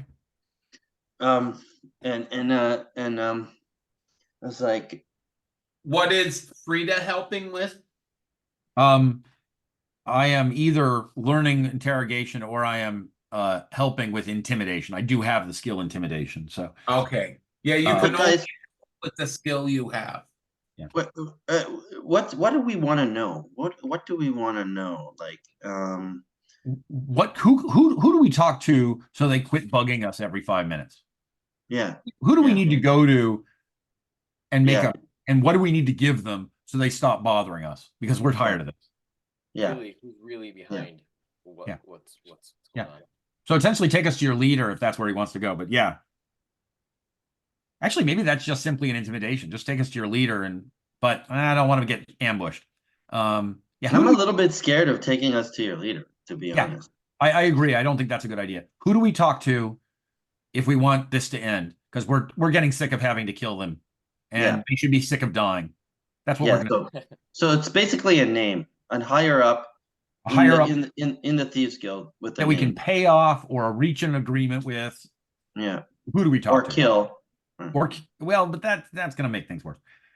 Okay. All right. Yeah. Who do we talk to? Oh, actually, since we're trying to get something, that's actually. Oh, Wow, what a roll. 5 What successes. a roll. can I make a quick edit now that you've just rolled? I meant to say this quicker.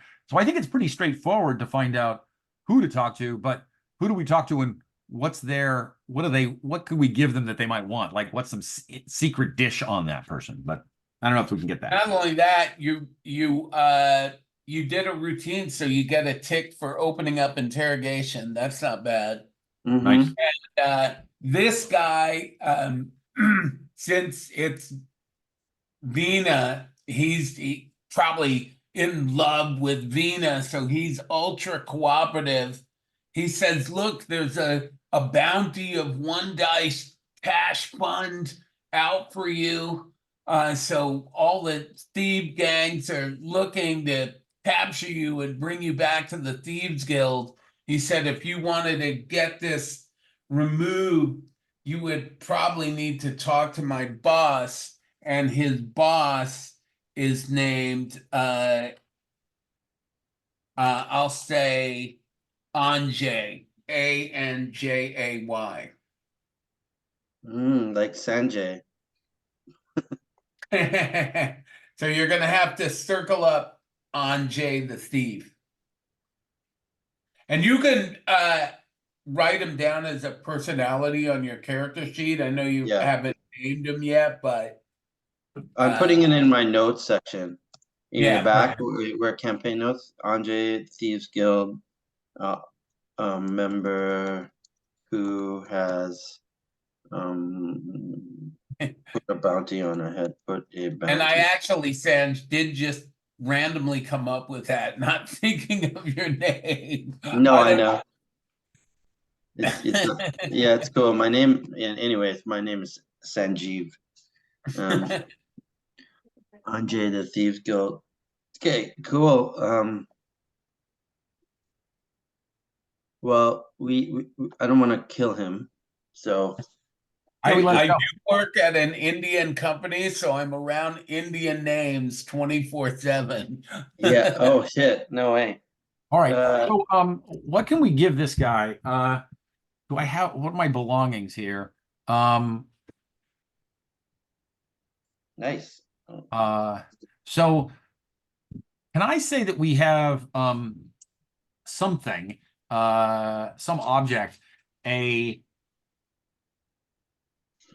I have You know, kind of- I think this is reasonable that you all, for defeating this group, you can loot them.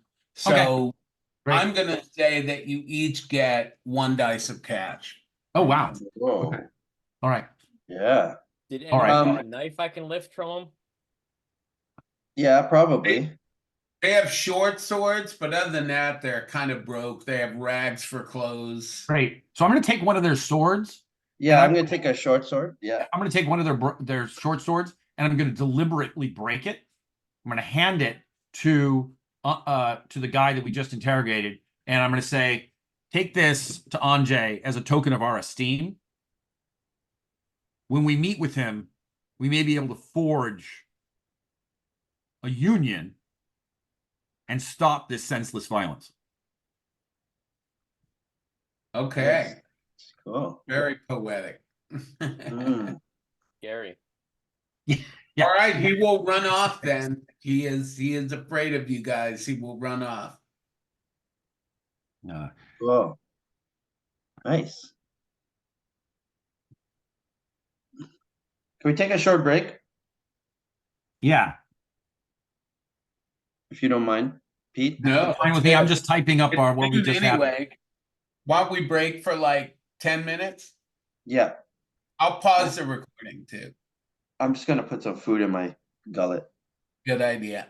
Guitars with us. We're just gonna go back into play. Got it. Okay. So at some point I may need to step out to say goodbye to people who have unexpectedly shown up at my house, and I'm just No ignoring. ways. I think it would be fun now to kind of do like downtime activities where we go off into our like separate worlds, like Sure. I have a life before Freda, you know what I mean? And I love you and too. kind of I know what you mean. Okay. like tying up loose ends or getting ready for this trip. Like we don't, you know what I mean? Yeah. Well, the first thing is we need somebody to pay us to take this trip, or we can't take the trip. So. Yeah. But I mean, maybe the downtime is part of that. Do you want to do a downtime thing right here at the start, or do we want to do something else? Well, it's not. I think in Burning Wheel, it's not really downtime. It's all gonna All be beliefs related and advancement related. Well, so we having defeated the Thieves Guild, we re-enter town, heads held high, feeling pretty proud of ourselves. At least Freda does. So we know the name, or actually, let's go back to our good friend's house that we were in earlier. And what is that place called? Atessa. So let's go back to so we returned to Atessa's house, and Atessa, we have learned that we must bring this box up back to the north to release the little prince and earn the great gratitude of the noble houses north and here in Lankhmar. But who will pay us for this task? We need to talk to the noble house here in Lankhmar. Put us in contact with them, yes? Making demands. Yeah, I forget the name as well. Atessa. Oh, the name of the. So yeah, at the very least, we want to find out the name of the house and maybe get help in circling or get in contact with those people. I'm hoping we can essentially use her circles because we don't have any real connections up there.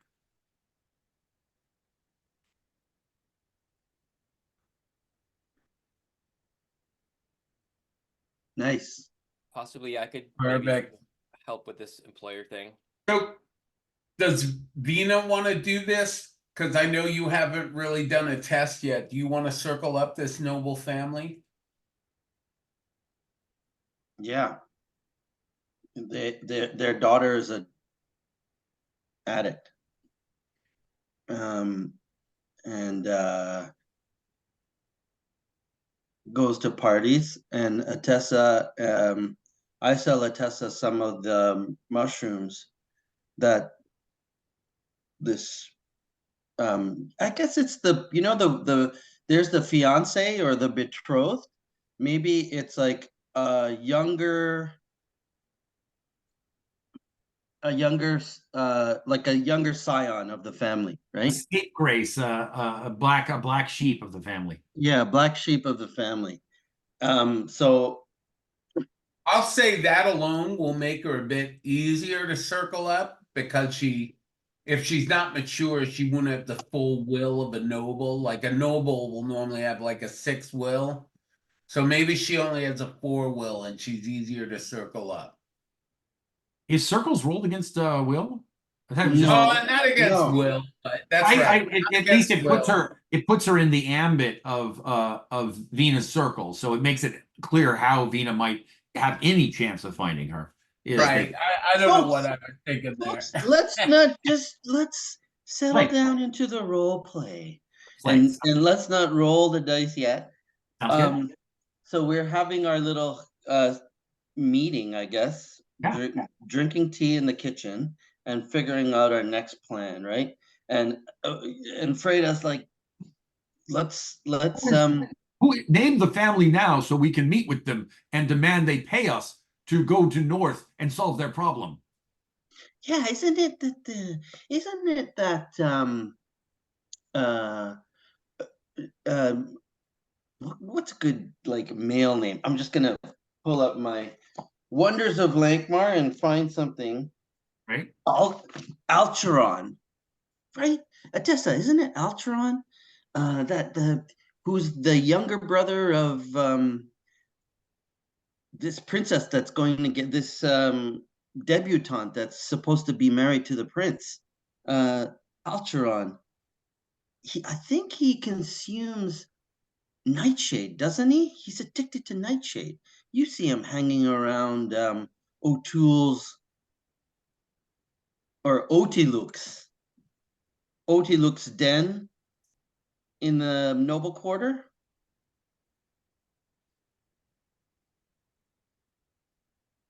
Right? Am I right? Is that him? So I'm going to circle. Are you good with that, Peter? Sure. Okay. What's the ob on the circles? There's obs for circles on the page. Let's calculate this out. So I'm going to. Hey, sorry guys if I was like sort of, you know, pushing a little bit there, but Hey, you did the right thing. You said let's role play. That is always the right thing. So what occupation? Broad, uncommon. he's just he doesn't have a job. He's just like a lazy noble. But that is an occupation. Yeah. Lazy noble. I think it's an uncommon occupation. Yeah, I would say it's Yeah. uncommon. Plus, Uncommon. Plus 2 ob there. So we're at 3 ob so far. He's higher station than you, so 5 ob. Wait, Nice. so it's 3 ob because it's a specific observation rather than just an uncommon one? So No, 2 ob. yeah, guys, ob 2 for occupation, higher rank is ob 4. Like is plus 2 ob, so it's another. Now it's going to be plus 4 ob to the base ob 1. Well, yeah, yeah, Got right. it. You're correct. Yeah, I understand now. Correct. So it's an And then ob he's gonna have to have a disposition or knowledge a little not common to the circle, but different, I would say, for an extra ob. So we're talking 6 total ob. Cool. So in the role play context, like Vina and Atessa are working that out right now. It's like, but how do we get to a noble? And like, there's the barrier. So we're like, okay, So the how disposition about in game mechanics, I think we should link tests all to, we do a series of link tests and then try and get some advantage dice for the circles roll, because a success would be a windfall. So is a disposition we're looking for here is inclined, a friendly disposition, someone who's inclined to help us, put us in contact with their parents, and that's what's important. And maybe we're asking them for the money. Like, join us on our quest, you dumbass. Okay, well, I mean, that's a more advanced thing. Well, but yeah, that's fine. yeah. So I actually kind of want to have the duel of wits. But I think at least this person's willing to help put us in touch with their family. And maybe the compromise of the duel of wits later on can be that they get to come or something like that. right. All right, let's do it. Okay. So this is going to be crazy difficult. I think we said it was 5. Was it 5 altogether or 6 altogether? 6 altogether with the disposition. It's all together, and I'm gonna say you're circling up some other noble to introduce you to them, right? Is that what you were saying? I think we're no. That's we just came up with the ob 6, but now I'm thinking to do this right. Let's gain some advantage dice. Let's try and do like a bunch of link tests to do it. And my goal, my first thing would be this is complicated how link tests would work in a situation like this, right? Because I literally think I need to go out and persuade a low contact customer supplier of mine, and convince him to give me the introduction, the way in, right? Yeah, I mean, the alternative here is to just swallow the ob and take the enmity clause and know that they're going to be role play with it. Yeah. Well, I mean, they're going to be hostile to us when they meet with us. They're already hostile, which actually in some ways makes some sense. I mean, I often find link tests are, unless you really want to do the link test, they often strategically aren't a great option. Yeah, I feel like just there. How does it physically? If one person fails, it raises the ob, right? Exactly. Yeah.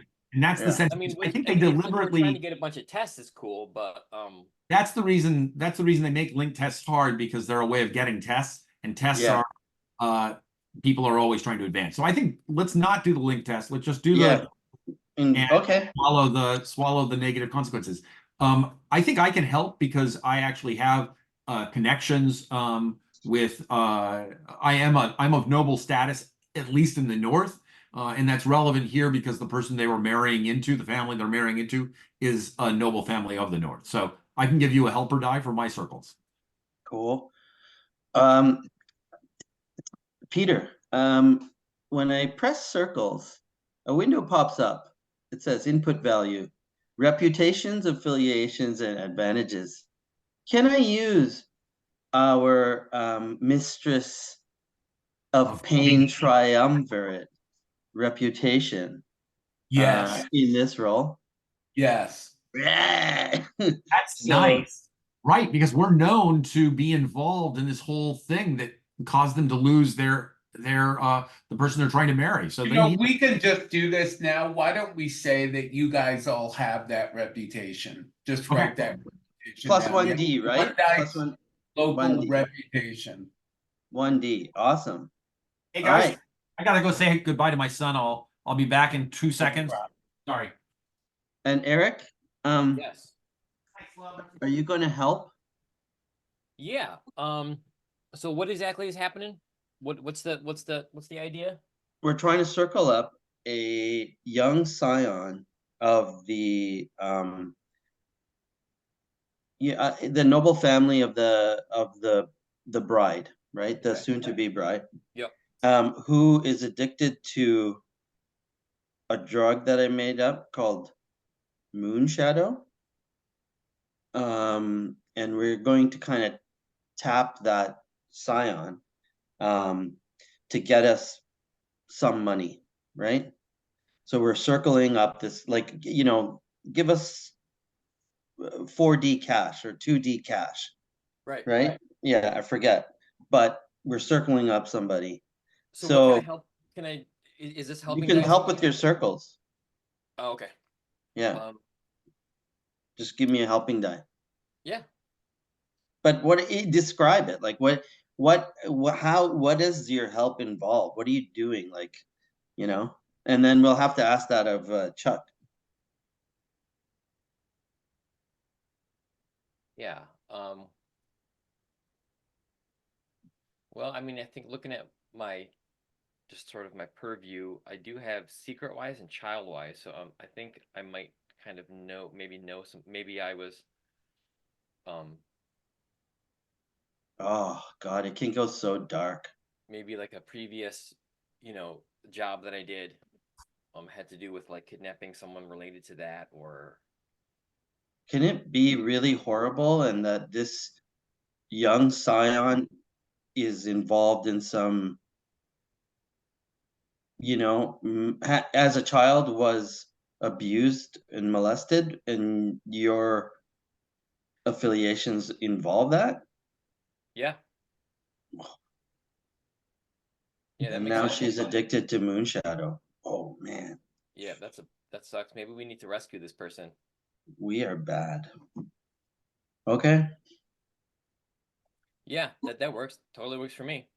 Jesus, Murphy. Uh, all right, dude. I got so 1 reputation, 2 helping dice. So 3 dice to kind of help me, but I only have an ob 2 anyway. So 3. Submit. Artha. I've already spent 1 persona, but I have 2 more. Fuck it. I'm gonna spend another. Base ob 6. Peter. Yep. Oh no. I wish we knew what but Chuck's little thing was, but we'll figure. Let me think of the consequences of failure here. I guess it will be the enmity because they feel you're shaking them down, kind of Yeah, thing. yeah. Ready? Um. Okay, I put in 1 persona. Okay. Oh, Uh, wow. uh, there's no degrees of success in Burning Lankhmar, but let's just see. 1/6. Yeah, they feel they're being shaken down. You're definitely going to be at a disadvantage to persuade them to give you upfront money to do anything. They don't even know that you're going to actually do it, you know? Yeah, so I picture us like in the little park somewhere somewhere. What's the main street below between Street of the Gods?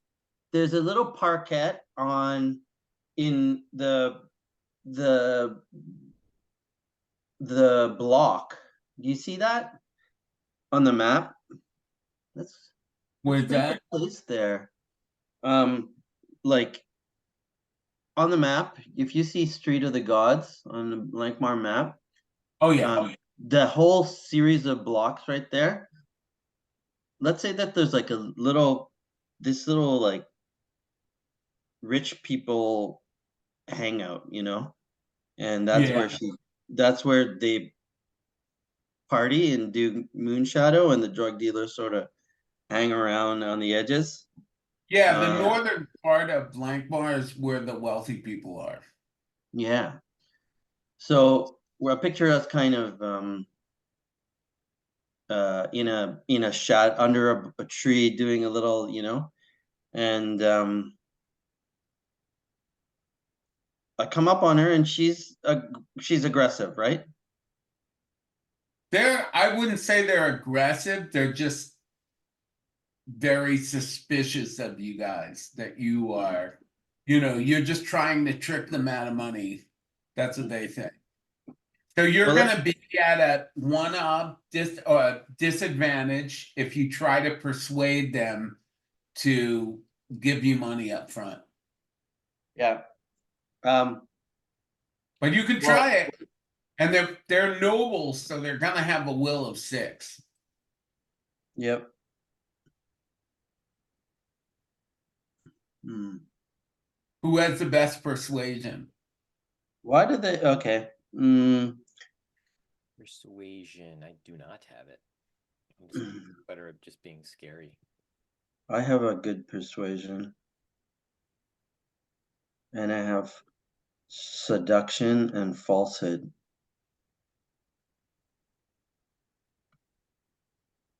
Okay.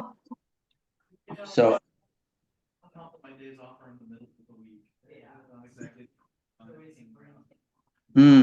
I'm gonna wait until Chuck comes. I think I'm going to. Okay, guys. This should I should I use seduction? That's my question as a character, right? And I'm struggling with that one because I have the skill, but I'm leaving that background behind. I'm not anybody's sex slave anymore, right? So I don't think I'm going to And you're help not this. letting yourself. You're not letting yourself be a slave to. I'm not going to use the that skill anymore. of like shoving my body up against him or her. Right. Right? So I mean, is that a struggle? Like, is that a It's how does she? How do you? Are you like ready to do that because it's kind of like an instinct? Or I always think from the perspective of to get out of the harem, I had to be very persuasive and I used everything I had. Right? But it made me feel like shit. Right? And I'm thinking that that's something that I want to leave behind. But it's a pill sometimes I want to swallow if it's going to get me to my other goals, right? And we really need the money. So I think Vina, before we approach this person, I'm telling you guys straight up, I'm actually in a conversation with Nico and talking about this dilemma. What do you think I should do? Yeah, I know we need the money, but I'm done with that life. And I turn my back. No, I'm done with that life. then be done with that life. It's like a tool that no longer suits you.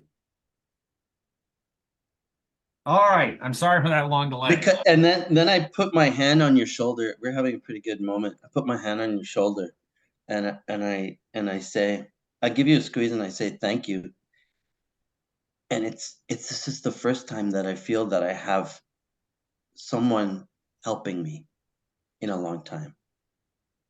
And I kind of pull you in like towards this conversation we're going to have. I want you to be there with me, helping me with the persuasion or whatever. So that was really cool, Chuck. Yeah. It got dark, okay? Because of because of Nico's help. From that side of being kidnapper and stuff, we said that this young scion who's addicted to Moonshadow was abused as a child, okay? And now has kind of gotten to this sad position. And that's kind of crazy, right? And then just now I was deciding we go up to a little park at nighttime, just underneath the Street of the Gods, the first block closest to the dock. There's a little park there where some of the rich nobles hang out and dropped Moonshadow. Oh, so not Nightshade, but Moonshadow. I love that name. Yeah, I changed it. I forgot I know. called it Nightshade, but I like Moonshadow. And it's kind of maybe consumed on full moons. Okay? Maybe it's It's brewed from Nightshade, which is a real herb and Yeah. poison. But I love that. Okay. Anyway, exactly. It's manufactured and it's a drug with nightshade in it. And anyway, I have this like crazy conversation with Nico saying, do I fork in seduction in this persuasion test to get the money from this drug addict? And it's a life that I want to leave behind. So I think I would, you know, when in that conversation, I would add something like, they are used to being in control, and what we will do now is take that control away. Make them fear. Make them fear. Because that's always been Nico's thing, you know. Yeah. Just go right for the fucking balls. Yeah, it's Like in a Yeah. bad way. Yes. Yeah, Yes. maybe she says something poetic like that, you know. Yeah. Yeah, and I think also like what you just said, it's the first time that Vina feels like someone's helped her. I Yeah. think Nico is in a similar thing, you know, like feeling like we're partners or sisters or something. You know, and not so alone, in that I do have something that I can lend to someone, you know. Yeah. I kind of say like, well, Frida, right? We really need this money. yeah. Yeah, we need to this box is of no value to anyone except this family. And but to rescue the princeling, we need to go to the north, and we can't afford it. So how are we going to convince this person to help us? Well, we're Like, so I had okay, leave the persuasion to me. Once he just needs to set up a meeting with his family, and or leave the persuasion to me. This is his chance to. I'm a scapegrace myself in my family, and scapegraces are always looking for a chance to prove themselves to their mothers and fathers. And if he can bring the prince back and secure them and restore the marriage, he will be in better standing with his family. I will explain this to him. and then I look at Nico and I'm like, perfect. You know, like and then we kind of like get right behind Freda, like we're helping you. That's so fucking cool. Awesome. Yeah, like we had our moment, and then I think that's such a good thing. I'm gonna give you one dice advantage because that is good, but there's still the disadvantage that they don't trust you, but you're just gonna gain. So Yeah. The ob is higher. Yeah, the ob is So higher. have we actually made the circles check? I was out for a while, so we made the circles check. Failed it. Yeah. Oh, we failed failed it. Got it. That's why they have enmity with you. They don't. I see. So now we're persuading. Now I understand what's going on. Okay, got it. Oh, sorry. That's the nature of the enmity. Is we're responsible for their addiction. Is that right? Or No, they're extremely hostile, right? They're gonna take the money and run. They don't trust you. Gotcha. Oh, cool. So are we going to do this as a duel of wits, or do we want to just do a quick bloody versus in the persuasion category? Duel of wits. No, just kidding.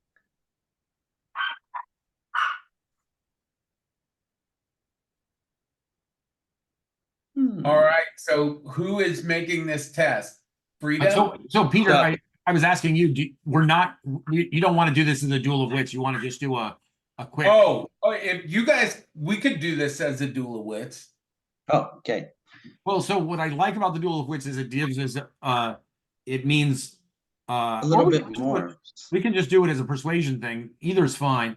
Um, uh, what's the setting for this? Are we in a nightshade brothel, or I'm sorry, sorry, not a A brothel. park. Again, We're in a little like park, right? Okay. Right under the Street of the Gods, in the block, like to the left, right near the docks. Okay. There's a little parkette where the nobles hang out and they do Nightshade. They do Moonshadow. Um, and I kind of want it like Moonshadow only happens on a full moon night. Okay. They only do this drug on full moons. Love it. Um, and it's a total like it makes them feel great. Yeah. Anyway, so Their body Yeah. of argument is gonna be that you're already like associated with the Thieves Guild. Right. You are you're just trying to cheat us. We know you're just gonna take the money and run. How we don't know you. You come with us then, and you come with us, and you watch over the money. You hold the purse, and you will get credit from your family that you're the for regaining the princeling. So we're supposed to drop what we're doing and go to the north and forget about our businesses and our investments, and we're supposed to drop this and What sort of businesses do you have, little? What sort of business do you have, little Alarcon, who the addict who shoots up moon shadow on full moon nights? This isn't that doesn't take us away from business like going to the Northwood. Vina steps forward and says, "Look, I know what it's like. I know what it's like to be dead inside. You need to clear your nostrils and breathe the fresh, cold air and feel something. Join us. Join us, and you'll have fun." That's a great angle to go to. We're nobles. We enjoy our life here. We're not going to go on some risky voyage or anything. We would hire people to do that. And why would we hire you? I totally see like her friends that's the chorus. That's all her friends, like, all the helping dice, right? And she's torn in between. So the person we're talking to is a young man or a young woman? You're probably gonna talk to somebody who has the authority in the family, so it's probably gonna be the male. Oh, so leader. I misunderstood. I thought our No, yeah. I thought our contact within the family was We're still talking to Alcheron. Alceron. Okay, Al- okay. Yeah, in the park. Alceron. We're in And that I think scene. the pitch is you're a worthless this is my ugly truth speaking. You're a ne'er-do-well. Your family doesn't trust you anymore.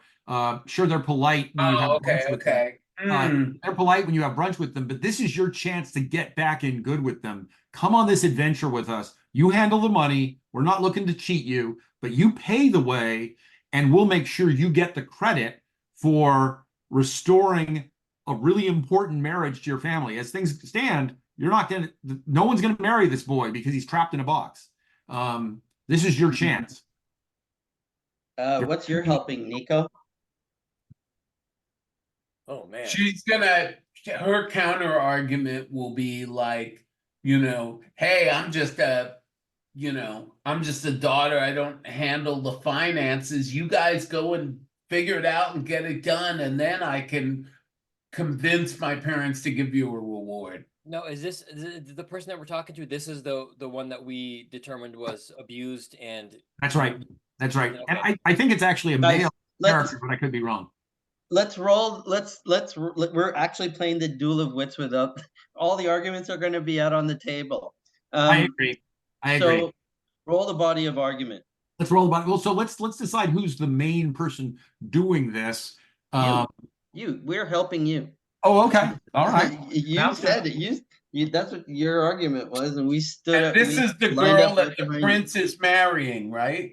Yeah, well, no, what we're talking actually to the boy, not the one who's the prince is marrying, but actually to her brother who's a drug addict. Okay, okay. Yeah, So- so sorry, it's so funny. It's like Burning Wheel GMing. It's like the GMing is just sort of like, you're kind of wait, No, it's wait all a good. second. It's usually the players in a D&D game is like, we're in Greyhawk, like they don't even they have no idea where they are. So wait, so Sanj, so the person that we determined, from my line of work, finding this person who was the noble that was, doing drugs and kind of like down, Yeah. treated and stuff. The black sheep, yeah, moon. And that's a woman or a man? I'm not It's a sure man. yet. I thought you said it. You guys told me it was a guy named Alcaron. Oh yes, you're right. Yeah, it's a dude. Okay, But so it could I guess I be thought it was a woman. Alcarina. Okay. I don't mind if it's a woman. Peter, what do you think? We can adjust the name. I kind of want it to be a female. Yeah, that's No, what I was it's thinking fine. too. Because It- I was it I'm suits open to our you MO. guys deciding. You guys are creating great story, man. I don't want to. because my help would be saying something like, Yeah, it's a girl. Don't you aren't you tired of your life being dictated by, your father or your brother or your uncle or whoever? Yeah. You you've already left the family in spirit. You can leave them and, start your second life, as we did, something like that. Yeah. Join us in our rock band. Okay. Roll the body Now of you guys are argument. gonna have to help walk me through the whole body of Yeah. argument and Dulowitz thing. I don't always So- remember. Do full on Yeah, dual. So So the first way thing the way Duel of Wits works is you each make a body of argument, which is basically a hit point pool. Okay. Yep. In its will plus the skill that you're rolling plus helps forks you roll that, and that adds to the will. So you said Peter, you had a will of 6, right? She's the younger one in the family, so she's not gonna have a will of 6. I'm gonna say she has a will of 4. Yeah. Okay, and she's a drug addict. So Yeah. But I think 4 is good. 4 is Or good. it's fine. So 4 is good. I feel so strongly that Freda should not be leading this. Freda is the person for leading when we're fighting. When we are arguing with people, Okay. I'll lead it. And when I'm you're gonna ready to, say like, she's beat down really men. good at persuasion, though. I'm gonna say she has like a 4 persuasion because she's always Yeah. asking your parents to do shit for her. money. She's Yeah. always asking him for money. That's great. Perfected it over time. Well, and So that's actually for- going to be helpful because if we win her over to our side, we're going to need someone who is effective in getting money from her parents. So I'm totally happy with that. So Peter, maybe you do your body of argument roll first. So that's 4 dice for will and 4 dice for persuasion. Nope. It's no, it's whatever just- your will is plus whatever you roll on your persuasion. You Yeah. So roll first thing, persuasion. yeah. So we're like, add if it we're to gonna, if you open up the what skill are you going? You're going to use persuasion. So you open up persuasion, and then I'm guessing you're going to have helping dice from the rest of her friends. Like maybe there's 1 or 2 helping dice. I don't know. Sure, we could do that. And maybe a fork for something like dirty She'll thieves probably have wise, 2 lying forks. thieves wise. I don't know Yeah. that you She'll probably have 2 forks. Yeah. So it's 8d6 plus 4, right? I don't think you fork for the No. You don't do 8d6. No, that's your will. You don't roll it. You just add this roll, your skill roll, plus your will. Well, a skill roll is 4d6. Yeah. She's getting 2 help from friends and 2 Yep. forks. That's Yep, 8. that's it. Yep. Yeah. And then sounds- you're going to add in plus 4, which is the will. That's correct. right? Yeah. Yeah. That's what you're going to do. Oh, sorry, you said that. Oops. Yeah. Oh, I don't add in +4 because I just have to add it on once I count this. Exactly. Right. Once you count successes. Oh, wow. One, Only two. 2 successes. So your body of argument Is is 6. 6 Yeah, plus. All right. you guys are gonna club her like a baby seal. That's not, Karina is not a baby seal. She is a wily opponent. And if we beat her, we're going to be very proud. Mhm. Rolls to body of argument 6. All right, so now we're going to roll it. Can I got a good angle for the, so after all this, like these little moments, I say, you know what? You accuse us of thieves. That is not who we are. We are people, we are survivors. She is a warrior queen from the north. Hmm. I am a lowly harem slave that crawled myself out of the most corrupt towers in all of Nuon to make it here. We're not thieves. We live. Nico, who lives in a world of such pain and retribution, is a survivor. Join us, and you will feel that awakening within you. So I think technically we're just, when you roll the body of argument, just sort of overall, what are we looking for? So it's actually really important that we state what we want. And so we want, and without making any compromises, we want them to give us, to fund the mission. So fund our cost to go there. And, we want a handsome reward once we're successful. So we want them to pay for the trip and give us a reward once we're successful. That's what we're asking for. With no oversight, no interference. We're not offering that. That'll be a compromise that we can offer later on. That's what we're asking for. What does this person want from us? She basically wants you to do the mission first and come back, and then she can easily convince her parents to give you the reward. Do it for free, and then we'll talk reward. I understand. Great. Love it. So those are the stakes. Why don't we go ahead and roll our body of argument, see what we get. Okay. So what's your skill you're rolling, Sanj? I have only a persuasion of B2. You know, it's better than mine, so we're gonna go with it. So you've got 2 dice. Can you fork anything in? Do you have anything that's relevant that can fork with persuasion? Yeah. Falsehood. Okay. Oh, did you tell a falsehood just back there a second ago? Yeah, that's what I'm thinking. Like, What's the basic falsehood here? That we are competent and well-known and famous people? You're infamous. no. What's our The false? lie, actually the lie is that yeah, that that We've done something like this before? no, that she's actually capable. I don't know that, right? Like, it'll be easy when I know It's going to be easy. Yeah, it sounds good. Yeah, Good. it'll be easy, but it's not, Sounds right? good. All right. Yeah. So good. So you've got 1 fork. Is there anything else you can fork? No. Okay. Well, that's 3 dice. You get a helper die from Eric and a helper die from me. So that's 5 dice altogether. Let's roll. 5D. Yep. Okay. Ready? No, and I'm going to spend another persona. Okay. 60. Whoosh.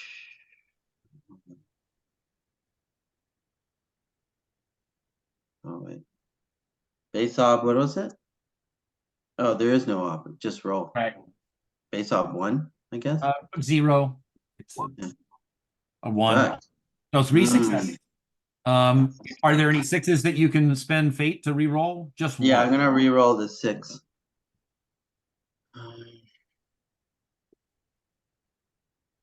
Thanks for keeping me on point, dude. I just kind of lost track No of, problem. you know, the mechanics of the game. How did you get to 8d6? That was amazing. That was a lot of dice. Yeah. How She do had you that do? as well. She had that as well. So you got a 6. Did you want to re-roll that? Can you do that in the Yeah, body? I'm doing it now. I'm doing it.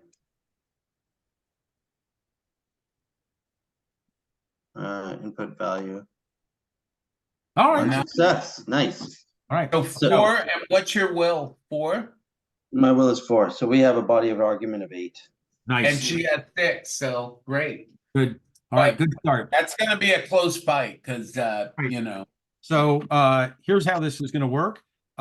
Peter, if you want to script your moves and then Yeah, I don't on know your how to own, do it. and then we Roll can talk. 20. We'll see. We're just gonna have to trust each other. Well, Hang no, on, I'll actually, we go don't. down. If you silently script on your end, tell us about it.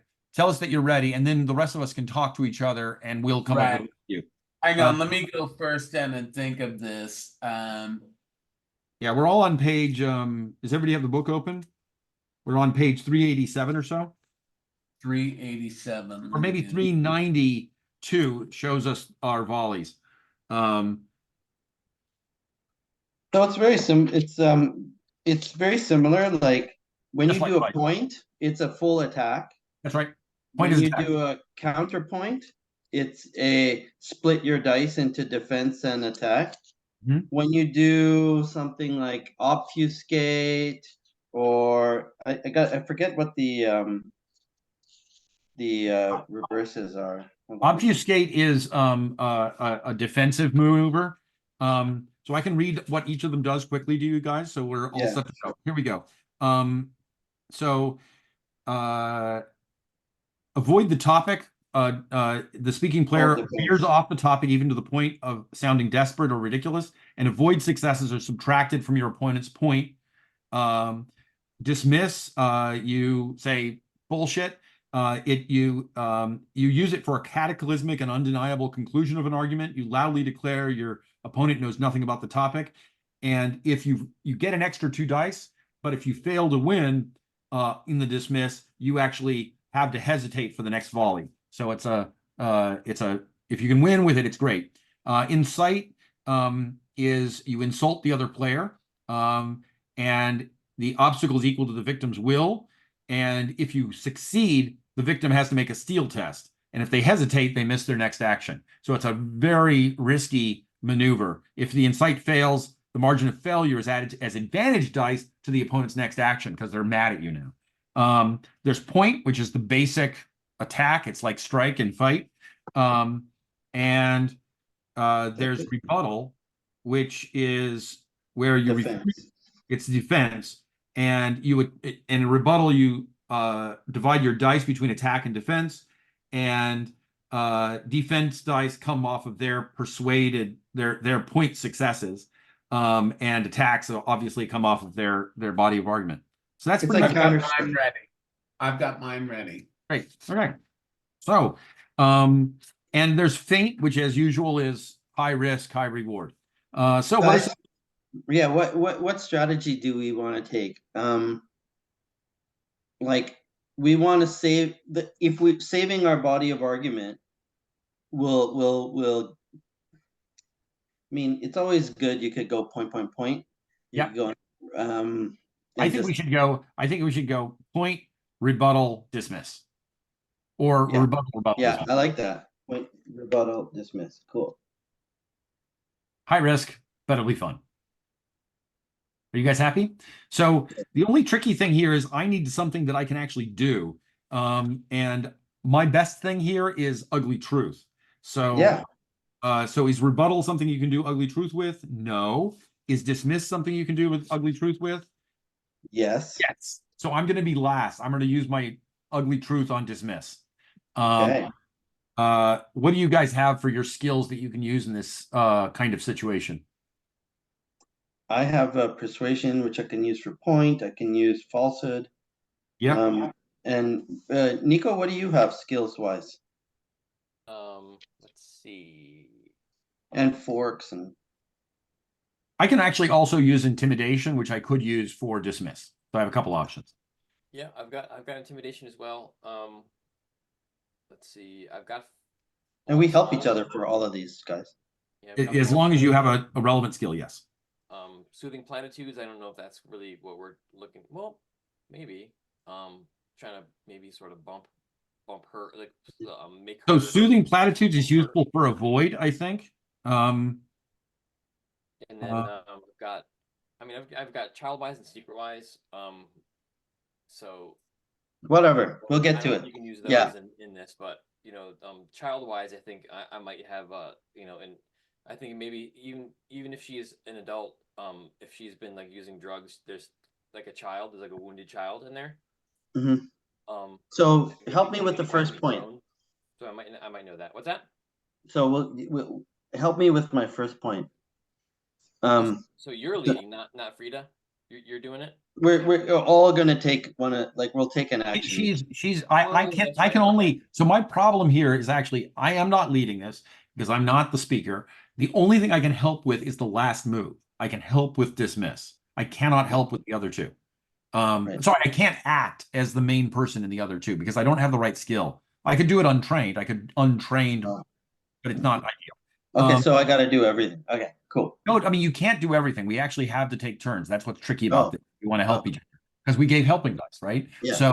So we really do need to find something Eric can do in the middle. If you're doing point, and I'm just looking at this really quickly, Eric, once more, your skills that are social skills involve soothing platitudes, and what was the other one? We got falsehood, haggling, not. Oh, you have falsehood. I do have falsehood, yeah. Okay, let me look at falsehood really quick. And I've got intimidation, soothing platitudes, falsehood. Intimidation, Not appropriate. falsehood, rebuttal, Fourth. not soothing. Wow, platitudes. you can't. Falsehood is in. You can't do rebuttal or point with falsehood. No. It's always helping. Lies It's helping always one. help. They help, yeah. So I think what's going to happen here is, why don't, since you're less skilled, I think one of us is going to have to do untrained persuade. And why don't you start off with an untrained persuade, and do that as your point, and then we can have Vina do a trained persuade for the rebuttal. Okay, Yeah. so you want me to lead with that? Okay. Yeah, yeah. So it's an untrained skill check, persuade. The rest of us can help you with our will. Yeah. So that and- means and- you have the successes. And fork in your child wise, obviously. Yep. Yep. Okay, Yeah. so I'm Yeah. putting that in my being learned section here, right? Put it in Yeah. your being learned section, Is it and you're going to get persuasion? a helper die from both of us. Volley one. Now, do we need to iron out before we start rolling who did what? We do. So what? Yeah. We're gonna role play it. Volley I- one point. What do you have down over there? I have point. Okay. Persuasion is off of will. It is. It is. Okay. Cool. Well, that's not too bad, to be honest. No. So, Okay. And you can, let's talk about what you want to fork in, and then we can actually act out what you say. So, do you have falsehood? Oh, you can't fork because you're, you can Right. fork in with wises, but I think you can't fork in with other skills because No you're, skills. that's great. can you fork in a wise though in this Yeah, situation? child wise. So he can Yeah. fork in wises, but not skills because he's doing it untrained. Okay. Child wise, man. So, so we know you just need to make sure you use child in a meaningful way with whatever it is that you say. Yep. And I'm going to be helping with my untrained persuade. I'm going to be saying something, yeah, and presumably Sanj will also do that. So go ahead and say what you want to say. So and I do that before the roll, right? Yes. Yeah. Yes, Okay. role play, yeah. Yeah. All right. So and this is going to be kind of like going on what Sanjay sort of already, or Vina already started saying. I'm going to say, look, you've already left the family in spirit. You've been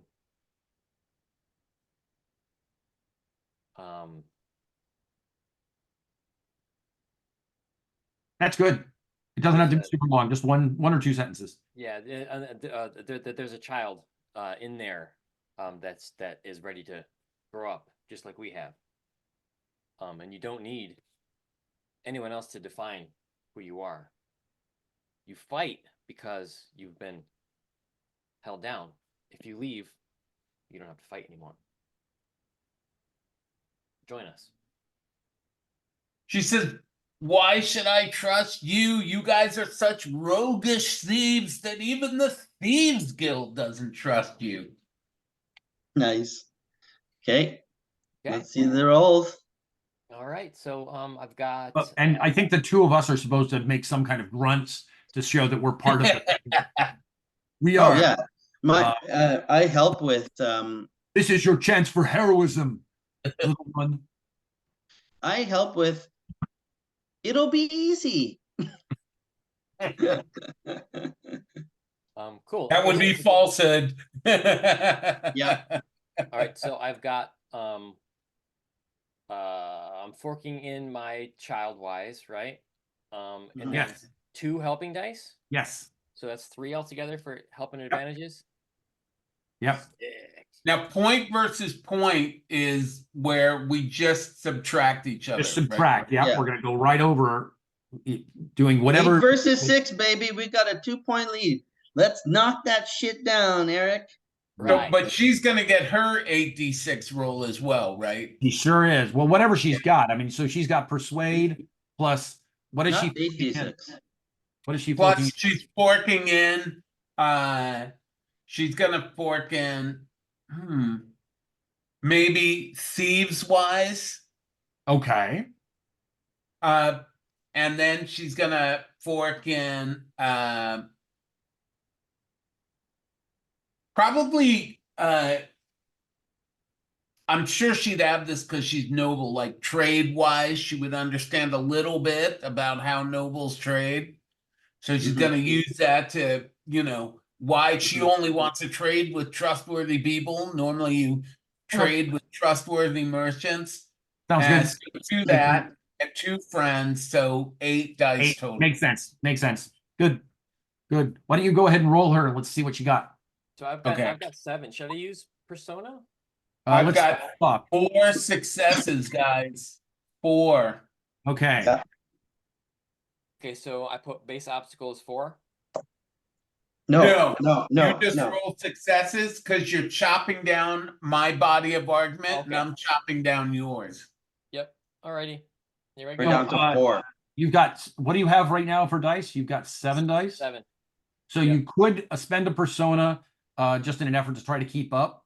Or we could decide that this is not the moment for that persona. If you, you have, I would spend how a many persona do you have right now, Eric? I've Do you got have 2. 3? You've got 2? I would not. No, because it's just Bingo. going to It's just a minor one. Go ahead and roll. 7 dice. All right. Let's do it. that's halved. True. Additional of none.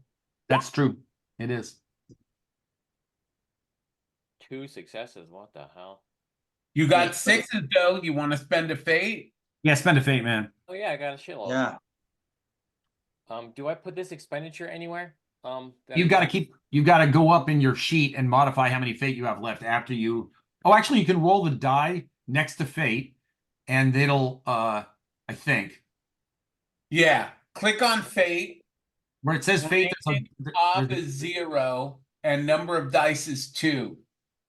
Because you got 2 6s. Okay. No. more successes. So she is down to 2 remaining body of argument. You guys Slow down have- here. So we were, that was beginner's luck. So we have a total of 4 successes, which gets halved to 2 Oh, successes. it's tied. Oh shit. So we're at tied on board of, but that's fine. So we have, Her next option is dismiss. uh-oh. She's not going to get it because we've got rebuttal. And Yeah. so we'll be able to defend against her dismiss bullshit. Here We go. won't? We will. Yeah, great. Yeah, let me just look at the interactions. The interactions are on page 394. Dismiss versus rebuttal is a versus test. So let's put everything into defense. All Yeah. I was die going is- to anyways. Yeah, okay, I was great. going to anyways. So, you do your rebuttal first. No, Man, you do your dismiss first. yeah. Okay, if I'm doing the dismiss first, she's gonna say, look, go get it done, come back, and we'll be able to shower you with money. Why are we having this conversation? Got it. Like she totally dismisses us. You hardly ever get opportunities to make so much money like you have now. Go get it done.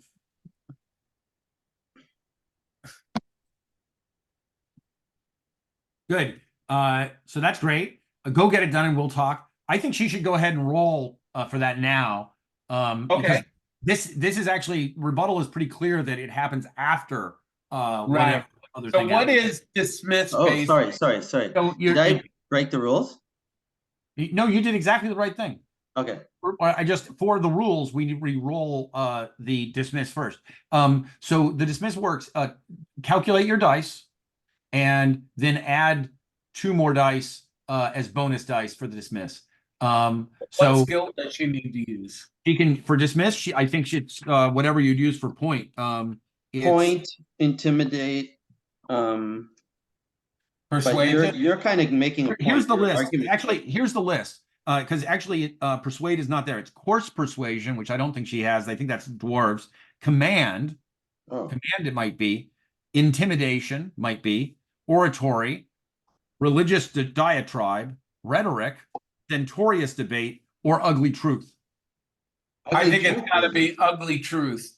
And she's Yeah. not going to be great at it. She's probably going to have three. Okay. A three. Can you put an ugly truth into the thing that she said? Because all she said was go get it done. So if you can throw an insult in there, I'll feel All like right. Well, you can't be trusted. You've proven you can't be trusted. I'm sorry. The Thieves Guild wants you.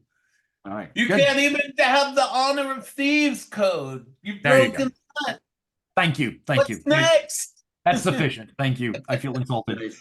All right. So she's got ugly truth. It doesn't sound like anything is being forked in. But she does I don't think so.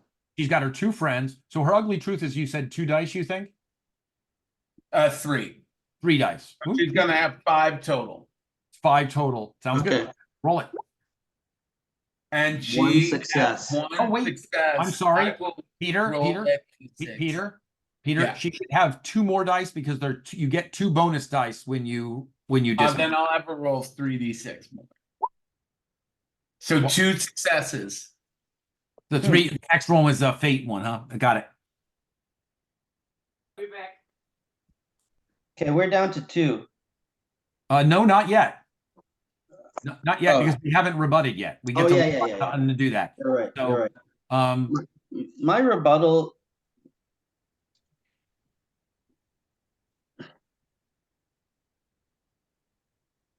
I'm a little confused. Hmm. So her original roll was 5d6. She had 1 success.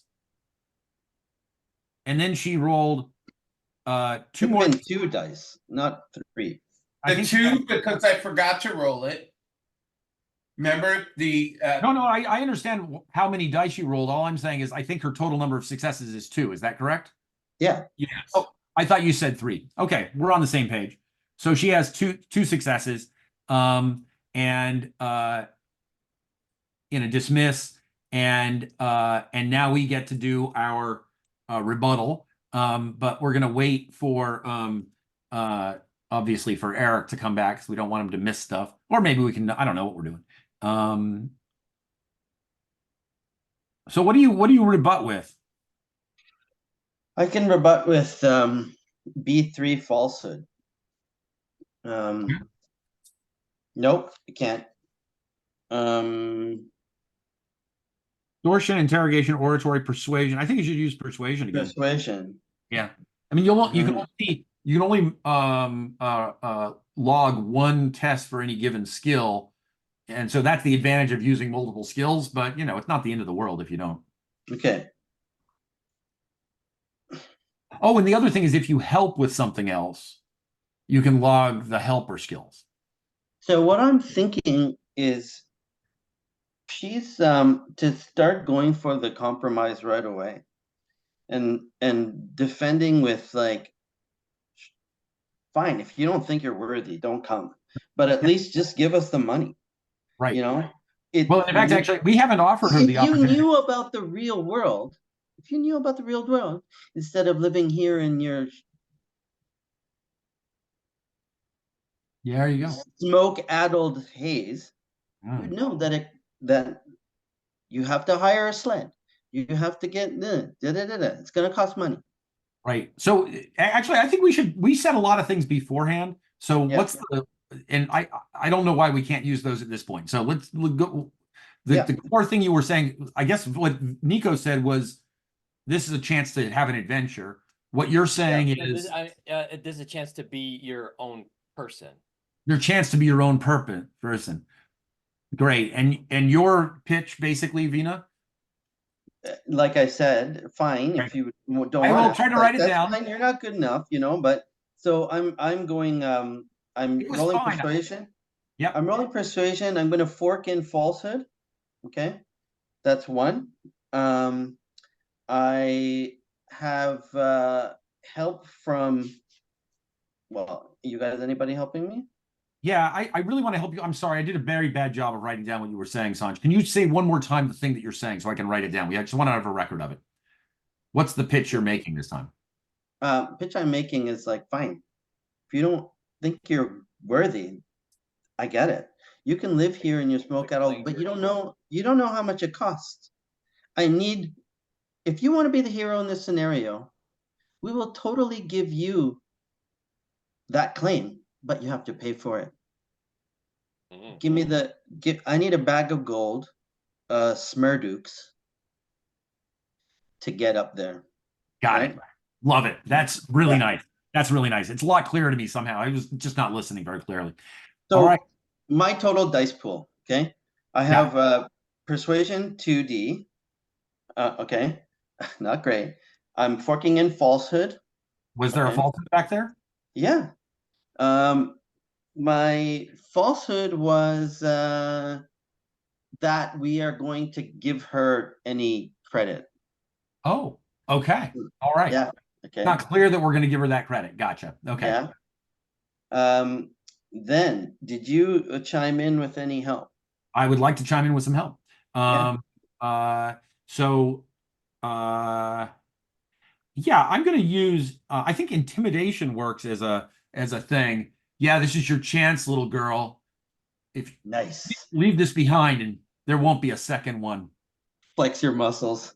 That's I got 4 dice. Nico, can you help?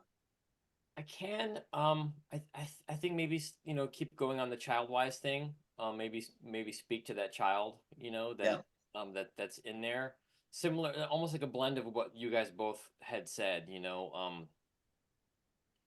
It's you can't be the like a child forever. Right. Love it. Love it. Yeah. So you 5D. You do adult things. You do adult things, but you're still a child. Yeah. Yeah. That's nice. All right. So you got 5 dice. We got to divide it. You say you're going to put 1 into attack and 4 into defense. Is that the plan? Yeah. Yeah. That seems like a good plan. When I do this in Roll20, right? I click on persuasion. And how do I, because now it's you're gonna roll it twice. So that's what I did earlier. So just roll persuasion twice. The first time, actually the 1 die is just gonna have to be separate. So just roll a 1d6. Do you see there's a 20-sided die that you can click on and get a 1d6? Yeah, I'm gonna do that. Yeah. Okay. That's no successes on my attack. Okay.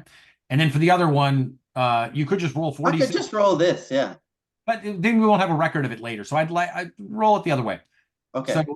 So you're gonna roll persuasion, say that you have 2 helper dice, because that'll bring you to 4, and then say that your obstacle here is 2, because that's the number of successes that she had. Yeah. I am gonna spend my last persona on this. Uh-oh. A brave man or woman. Got a dismiss coming up, but if you want to do it. I'm doing it. Okay.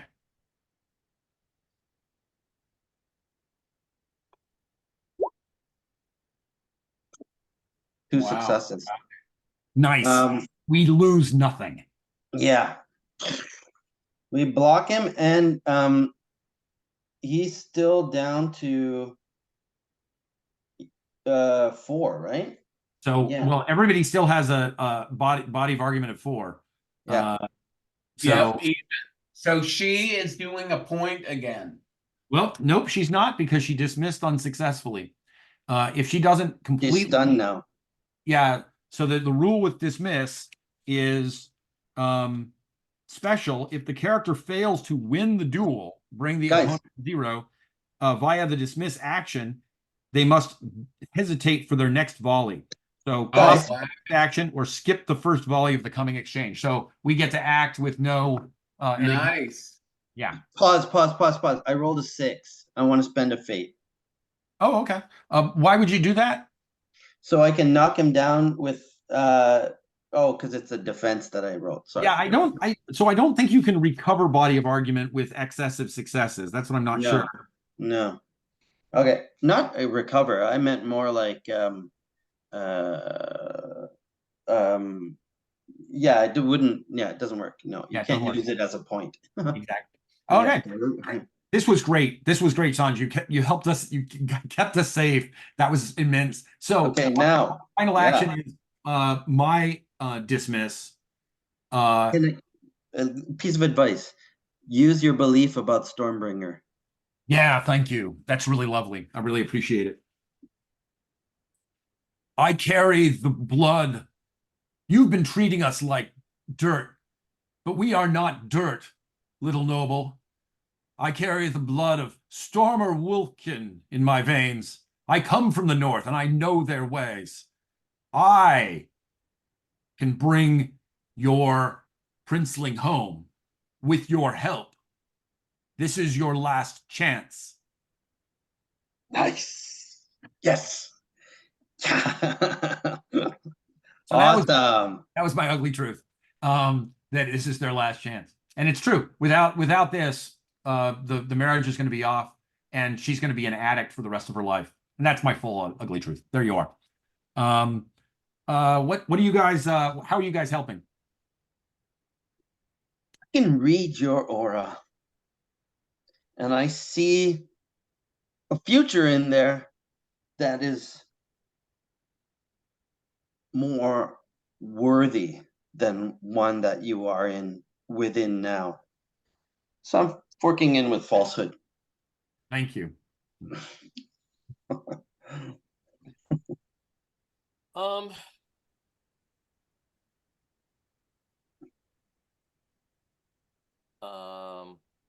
I just lost. I was gonna say something and it just left my brain.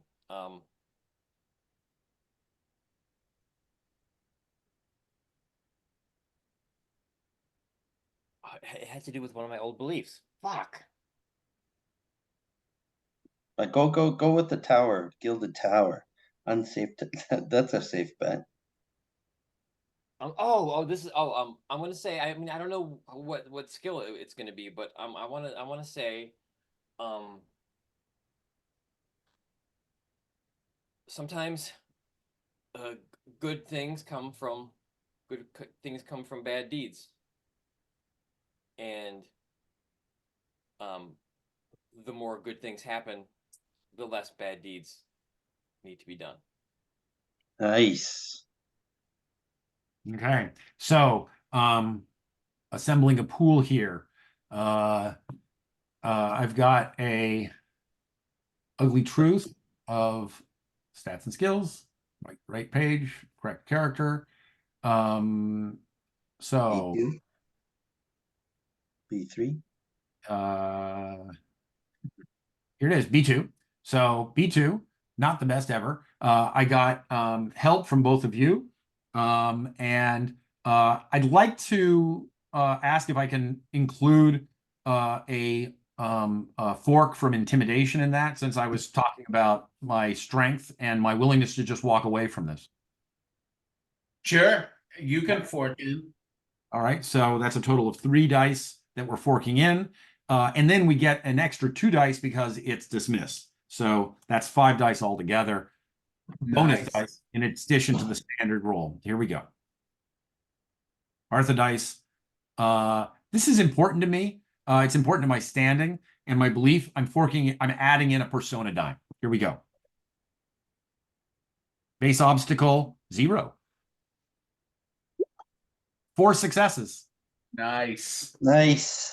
That brings her to 0. That means you rolled Amazing. really bad, but but yeah, you got it. I actually do have 2 more. I don't think there's a point to opening this up. I could open it up. There are 2 6s, but I don't think there's a reason to spend the fate for it.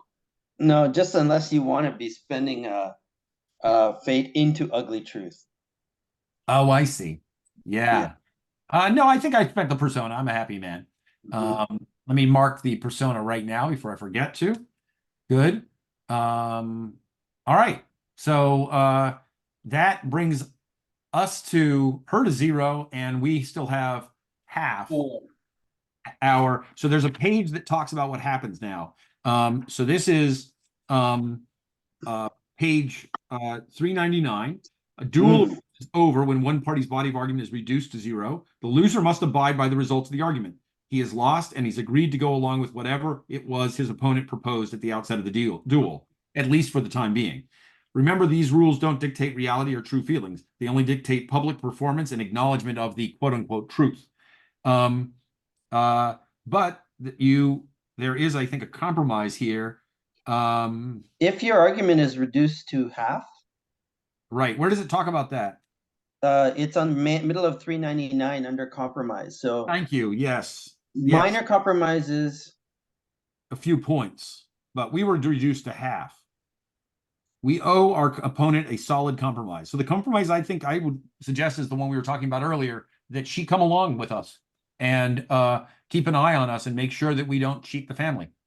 Actually, I think that the compromise should be that you have to tell her what to buy and she decides whether to buy it or not. She's not giving you money. She's going, and then you say, hey, we need this, we need that, and she makes a decision at the time. Right. So she's going to come with us and she will be in charge of the purse the whole time. Yeah. Fine. That makes sense. I agree. I agree to that. That's a great scene. Yeah.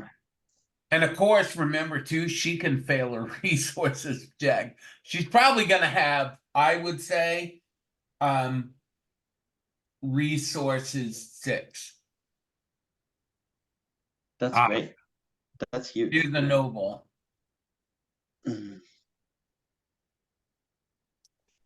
Although she's not the head of the family, but still, maybe I'll be resources 5. She isn't the head of the family. So I'll say she has resources 5. I think that's more reasonable. Cool. Well, that was fun. We get funding, but she comes along. Can you role play her making that compromise, Peter? I don't know. She'll probably say just what I said, she needs to control the money. She's not going to give you the money. You could run off with it. She'll be there making the decision. I'll be there making the decisions, and I'll feel more comfortable with that. Yeah, I like that. Cool. Okay, you must. That could use a. Be safe. I'm not a fighter. Nice. All right, great. So that takes care of that part of this. The next part of it that let me see. Let's take a look at everybody's beliefs and see if there's something else we need to do before we leave. I get the sense we're getting close to the end. So I mean, has everybody tested? Everybody's tested, right? Oh, everybody's rolled a lot, I thought. Yeah. Have you rolled a lot, Eric? I think the I only just did thing the one, just that we one should- persuasion. All right, we need more Eric. Yeah, Eric, let's do it. Let's do an Eric scene. Yeah. So let's do, maybe we were talking about the possibility of each of us doing a separate quick scene off camera to sort of get a Yeah. sense of our larger lives. So Sure. Let's do Eric because it's 1:30 right now. Yeah, sounds So good. let's Yeah. just do Sounds good. let's do Eric on this. yeah, because we have to do Artha rewards. Yeah. Yeah. Um, So I'm drained. I I think I want to work on my belief number 2, with about an employer that I can trust. Nice. Um, Now, and I was thinking, I mean, since we just tried to we just convinced this woman to help us out. Didn't we just accomplish that, Eric? I thought we had accomplished, we now have an employer. That's what I mean. So like, Oh, I'm just yeah. wondering if this is kind of like, this has been covered, by okay, yeah. So yeah. So I definitely helped work towards that. So No, I've got this eyeball in my pocket. yeah. And I keep, I sort of, kind of have my hands in my pockets in general, as I kind of like walk around. I've got my sort of kind of half cloak, sort of baggy kind of clothes. And I'm just holding it in my pocket, in my pocket, just sort of like, like just, rolling it around. And It's like a dried, shriveled eyeball. no, Like, it's glass, right? It's like a marble. oh, that's not I like that tonight. a So marble. That's an eyeball. and so Peter, when I got it, when I was able to kind of see it in the light, if I'm holding it, just like looking at it, not to my eye, but like just looking at it, what does it look like? Because I think like It looks like a giant marble, an eyeball-sized marble. and so it's clear, just clear glass. No, it's not clear glass. I'm gonna get a And me being who I still am, I haven't shown you guys or told you guys. This is still a very private thing for me. So I would have taken like the first chance I got to sort of have like a private moment myself to like, eyeball to eyeball. Oh, marble. okay, cool. Wow. Cool. Yeah. Awesome. So what are you doing with it? Um, I'll put this as a handout because I have a feeling you Nice. guys are gonna be using this more. so I think what Marble of seeing, we'll call it. Nice. and I'm walking around and kind of I've been with you guys, we've been doing our different things, and I think like I'm just trying to like see if I feel something from it, and see if I can like if I can sort of find a way to use it, as a as a key to Now, sort of the opening my question is, what skill will we use for that? right. You know what? I think, honestly, the only one who has any sort of magic to be able to detect that would be Sanja's character. Right. So I That's think what I'm what you thinking. could do is your task and intent might be to convince Vina to do it. Actually, I was thinking opposite. I was thinking I was watching you studying it like No, you that. guys didn't know about it. You guys don't know about it. I've been Okay, I holding don't it. know about it. Okay, cool. Yeah, so Okay, okay. but you know that I know. Yes. You Well, I saw mean, me I do know that. you know about stuff like this. Yes. So I think What are you gonna kind do of with that? based on that moment, that Vina and Nico had, kind of like coming together sort of as sisters, Yeah. and then Frida kind of coming in on that and bringing us, to the next step. I think based on that, I'm gonna feel like we've got like a more of like a little bit more of a bond. So I think, Hmm. after we kind of all have our alone time and I'm walking around and just kind of like really mulling it over and really kind of like myself trying to focus on it and just kind of like take control of it. I'm gonna just gradually realize like, oh, I can ask. Like Vina already knows this. I mean, I know that. We know You that you can admit to stealing from the wizard. well, no, I mean like Vina, we know that you have the abilities, Yeah, right? yeah, yeah. Okay. I'm very open about it. So I'm gonna kind of finally come to, this understanding, and in a moment when I can kind of get you without Frida being there, because I'm still very private about it, I'm gonna say, uh, so I took this from Ningalpa's cave. That's gonna be the first thing that I say. Like it's just like the most normal thing that I could have ever done. And I'm gonna just hold it in front of you. I totally like um tap into my instinct and get so excited and like grab your hand and like look at it and be like, oh, and invoke my aura reading, right? My second sight. So I'm seeing like the haze of magic around it, and you can tell that I'm in that moment, right? And you put your hands on my hand. I take your hand, Yeah. also, and I say, show me that sight that I know that you have. And you can kind of like see my nose like kind of twitching, like sort of sniffing, like I'm trying to, like the rat mouse sort of thing, and I take my hood down and like my big ears, like I'm trying. You Yeah. can tell that I'm like really trying to like see and hear, you know. Oh, Nico, this is awesome. And you can tell that I'm like That's Vina. uncomfortable doing this. You can tell that I'm really uncomfortable asking for help.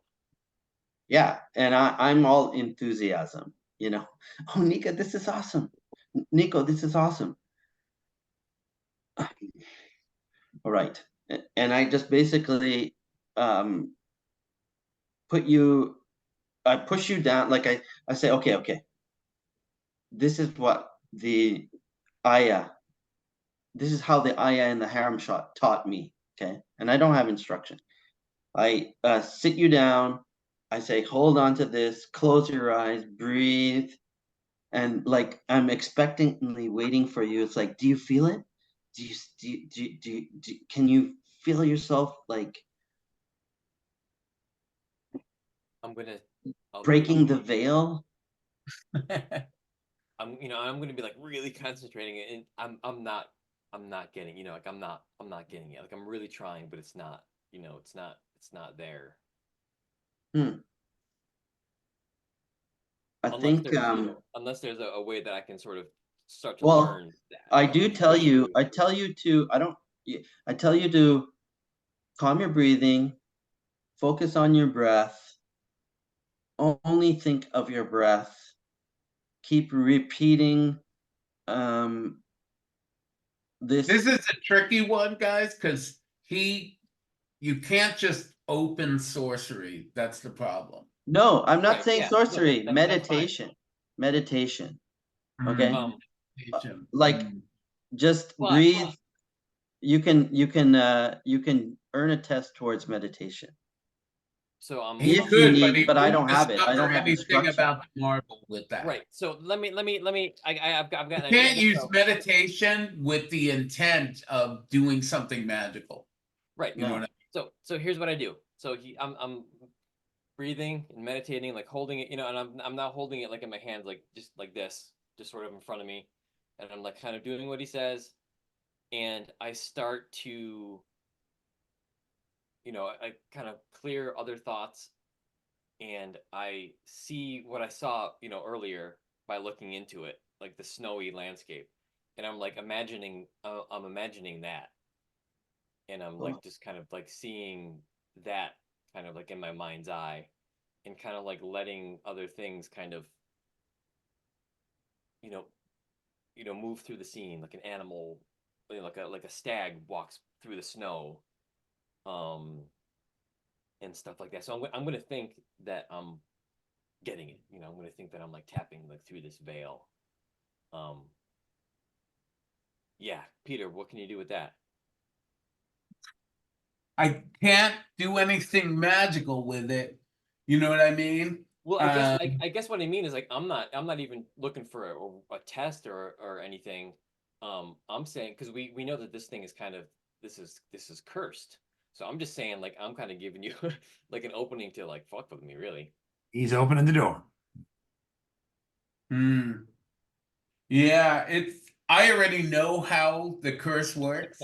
And this isn't it. And you're not protecting anything with your meditation. I'm sorry. Great. That's great. It's I okay. love it. So I am curious about whether Sanj is going to end up, or sorry, Vina is going to wind up participating in the curse in the long run. We'll have to find out. And what use Vina can put to this thing. So exciting. I think Vina has some magical skills. She's really going to be the only person who can interact with this unless someone gets sorcery or what's the other one? There's astrology. Yeah. Astrology could be one. Yeah, those kinds of. It doesn't involve sharp objects. I'm interested. Exactly. I can't let meditate be magical. That's the problem. I think You know, that's it, but I have a that- cool that's idea to totally fine. change my that belief about sharpening you guys is steel. You know, like my third belief about Freda and Nico. I might well, I might turn I it towards Nico and helping her with trying to acquire like the trait second sight, you know, by spending that time like meditating and trying to focus in on your senses and your third eye. think you Like, could do that. yeah, Absolutely. It won't happen immediately, but over time you could definitely give her that. Great. Absolutely. two PCs with second sight in a party is rad, man. All right. Um, Also, we should Look do our at the rules for gaining second sight, Sanj, if you don't mind, and maybe you guys can work on that on the sail journey to the north. oh fun. Because you're it's gonna have some like, downtime.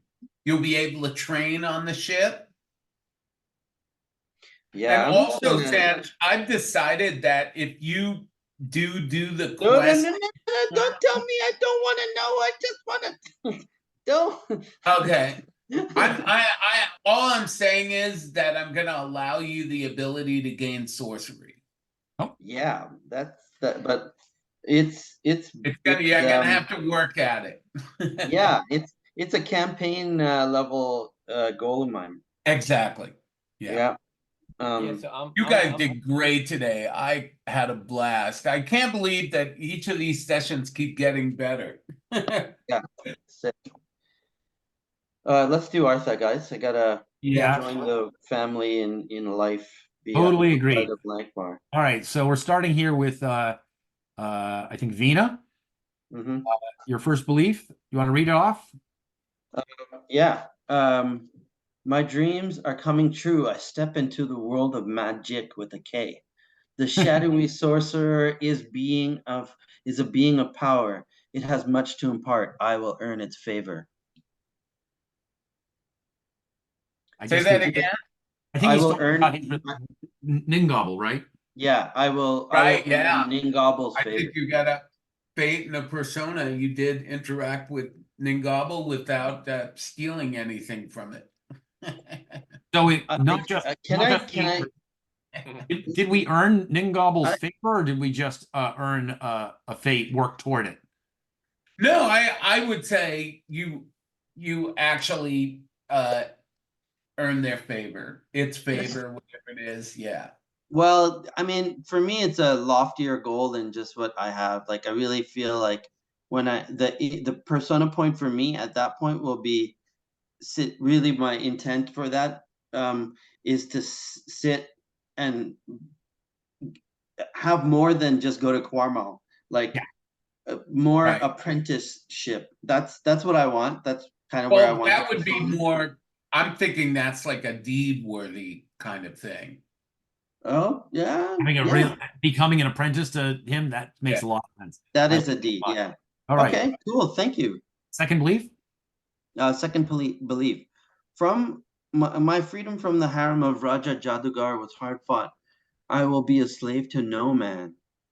I must be rich. I have to run a few jobs to gain enough funds for our journey. We must get paid our ransom for the prince. So definitely, like we did get funds for our journey. Right, but we didn't get paid the Yeah, ransom. yeah, you did. They it's on the border because you're not actually given the funds, but I think Fate in the Persona is reasonable. You definitely now have the money to make it happen. Whoa. Okay. Oh, okay. So your goal there was to get the money for the journey, not to get paid the ransom. I Yeah, misunderstood. yeah, yeah, I yeah, thought the yeah. goal was the ransom. Now Yeah. I get it. So again, another Fate and Persona. Okay, cool. Nice. These are good women. One blazing like a fire, the other nothing but a shadow, or everything but a shadow. Um, but they froze in the moment. I will sharpen them like good steel. That didn't really come into play. Right. Well, I gave you Any of like your a few tips instincts to get you help. into trouble or Eric, did you trade? say you? But Eric was saying something. What? Oh yeah, I think well, Vina was trying to coach Nico on or reading. I don't know if that's the kind of sharpening you were thinking of, but maybe that is scratching that itch to make us more than we are. And that little scene underneath in the park, like just trying to like you know give you confidence. Hmm. Oh yeah. Yeah, but it's dubious. Instincts, no, none of them came into play really. Always be drawn to the arcane. Didn't Yeah, get you but in that's trouble. nothing, not nothing. It's cool. It's just obviously I was gonna do that, Yeah. Right. and my traits Well, didn't you're really. I don't know, I always be drawn to the arcane led you to seek out Ningabel, which got you ambushed by the Thieves Guild. So it did. But that You're was gonna last session. Like I got that reward already. I think Yeah. this session, um, I'm Oh, okay, fair enough. I'm cool. Like with I got a lot. I got two Yeah. fate and two persona. That's a heavy That was nice. session for me. Nicely done. Okay, Thank so I'll you. go through real quick. So Freda, I'm the matrimony man, and I'll prove it by engaging the Lankhmar noble family to hire us to travel north. Think we met? Did Boop, it. boop. Fate in a Persona. All right, great. Here we go. I carry the blood of Sormer Warfling in my veins. I will turn the Lankhmar goon squad into pig shit they're so fond of. I more did that to the Thieves Guild. I did it to the wrong people. There you are. So maybe that didn't happen at all. And though I'm far from the prettiest woman in our group, I will turn the head of the princeling when we rescue them. I was gonna coup at that box, and I completely lost track of doing that. I should have been doing that during our downtime. If you give me a downtime activity, I would have been cooing at the box. Wait, whoa, slow down. I'm gonna give. I just want to point out that your second belief, the Stormer Wolf King part of it was role played Was yep. solidly, which I think is worth a fate point, at least Yeah, for I a good agree. role play. Oh, okay. That's kind of you. Thank you. And thanks for making me do that because it was the right moment for it. I really appreciate it. We get so much from one another. So thank you for that. So I did not turn the head of the princeling, so I'll erase that. I didn't have a chance to distrust any men. I did draw my sword at the first sign of danger, but it was helpful, not hurtful. I boasted at people. I didn't really laugh at bad fortune because we all only had good fortune. So I boasted, but not in a way that hurt us too badly. So there you are. So it's Nico's turn. Okay. Number one, I knew the world contains all manner of mysteries, powers, and terrors, but I found myself in the center of them unwittingly, swimming like a rat in the belly of a sinking ship. I will find a way to see and smell these unknown traps. I definitely put some work in towards doing that. I stole the eyeball, and then Yeah, I'm gonna give you a Fate and a Persona for that. Oh, Plus, I thank you. think some of your traits definitely I don't know if it's skulking, but your need to steal Yeah. Oh, yeah. got you in trouble. Yep. Cool. So you'll definitely get a Fate for that. Awesome. We also got a magic item. So number 2, contracts always have loopholes, and I've learned to slip through many of them, but I no longer want to worry about my quarry and my employer. I must find an employer I can trust. I work towards let me that. ask you this, do you trust this girl? Ah, No, because I know that she doesn't trust us and she doesn't trust herself. Okay. But nice. I'll give you a fate then, because you were looking for an employer. Yep. Yeah. Cool. Yeah, love it. Love it. That was a really nice detail. Third question or third belief? A cat's greatest weakness is his belief in his strength. I didn't really do this. This was me trying to pursue the Cat. The cat. pursue the Okay. cat. So I didn't get a chance to do that one. I'm surprised. I think you should get some of your, rat folk, rodent assassins to join us. Mm. Get some of your freaking That's badass true. heavies. Interesting move. Yeah. I would certainly give us before we leave a moment to, as Sanj was suggesting, it'd be nice to flesh out who our characters are in relation to the rest of the world. So not a bad thing to do at the start of next game. Yeah. We could even write a belief about it. Any of your instincts relevant?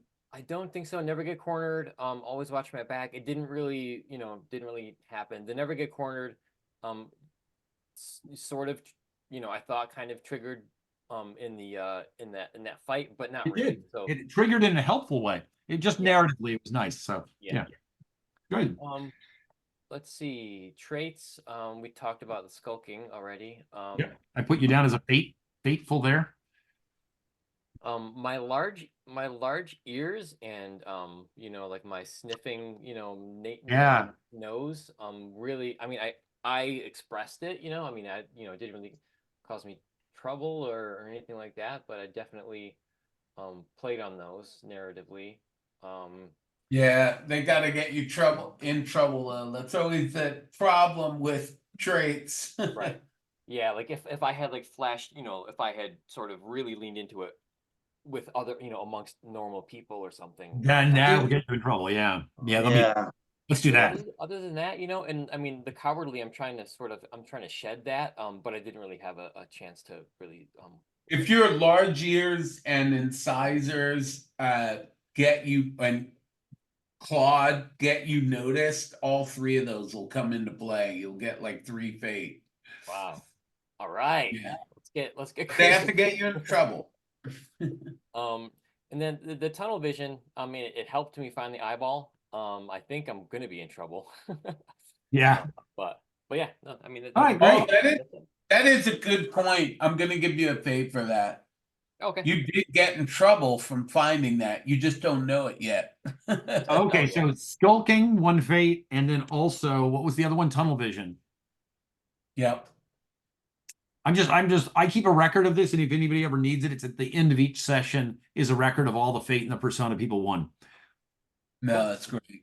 And I've got the fate is and persona are always bolded, so you can find them easily with an exclamation point because we're excited about it.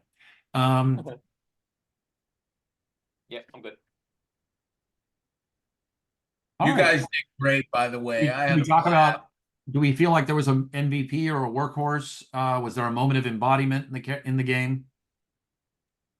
Yeah, I mean, there's so much. I would like to nominate Nico for embodiment.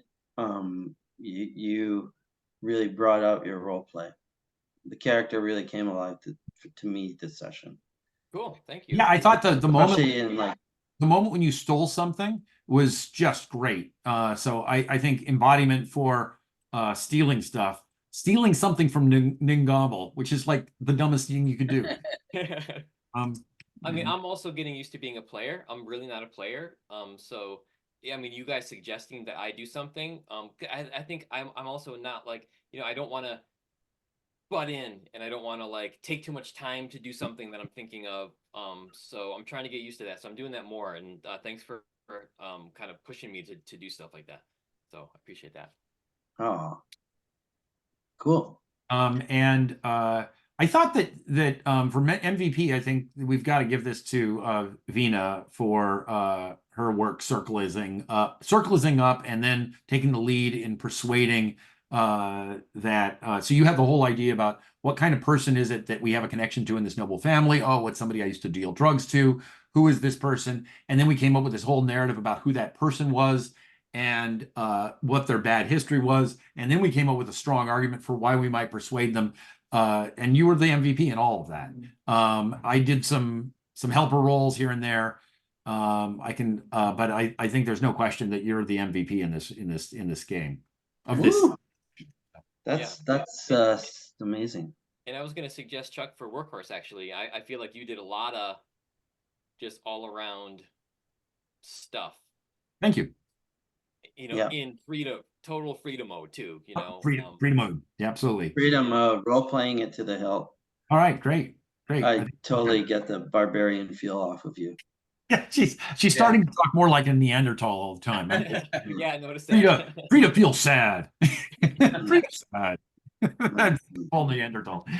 I'm definitely feeling the warrior princess kind of feel from Frida. What a battle, And I like the appeal that she made to the noble person was not really appeal that the noble person cared about, because the noble person isn't about arms and armor, but it's one that makes sense to Frida. That Frida's like, why would you not want to earn your honor back with your family? Of course you want to come with us. How could you not want to do that? So the Chuck, I almost think that the workhorse also goes for you as a player. Like, you're writing the notes, you're following the rules, you're keeping everything rolling. Like it's quite an achievement. Oh, well, thank you for putting up with me. I hope I'm not bossing people around. No. I apologize for second guessing you on the logic of your argument at one point, Sanjay. I just wanted to have a clear sense so I could have a version of it in the text that made sense when someone reads back over it. So, well, the second time you said some it was nonsensical parts in my narrative. Well, the second time you said it was so good. So I don't know what it was, but it was pretty much the same thing, but it made a lot of sense the second time. So well, we have a good record of it now, so we'll see. Yeah. Thanks, Peter, for crafting this insane story. It's yes. It is Super Lankhmar. I can't believe it. It's just been so fun, and it really, and it's a new story. It's like I'm reading a new Fritz Lieber story, so I love it. Yeah. I think the cats are weird. Yeah, the cats are so wonderful and weird. And now they've disappeared again from the narrative, but soon they'll be back. I love your new belief, Nico, about cats being this cat. I don't think most cats have a weakness of their strength, but this cat. Yeah, I mean, it just took my existing not intolerance, but my existing, like focus of my anger, to a new thing, Yeah. I also want to say, Peter, like the Artha churn in your style is super heroic. Like we're dropping a lot of persona, we're gaining a lot of persona and fate. So I can and we're already like doing jobs for Ningobble, like you're sending us to Quarmal, to like let's just get right to it. I really I like that. I have had games of Burning Wheel where people are being sort of super close to like the toughest possible interpretation of the rules, and it can tip over into something like Bathos, into a kind of parody where the heroes can't do anything heroic. And that can be still a fun game, but it doesn't feel like Crawford and the Grey Mouser. So it definitely wouldn't feel like the stories, and I want it to feel like the stories. Yeah. So even if the things that we're doing aren't heroic and epic, like in the moment, it's swashbuckling and slapstick, and it's very bold and big in the small sort of scenarios that we're in. Yeah. Very cool. Awesome, guys. Thank you so much. I'll go ahead and upload it to YouTube. Hopefully we can get 10 views. I'll just go watch it and, kick us over the edge. 4 hours of Burning Wheel, man. That's it.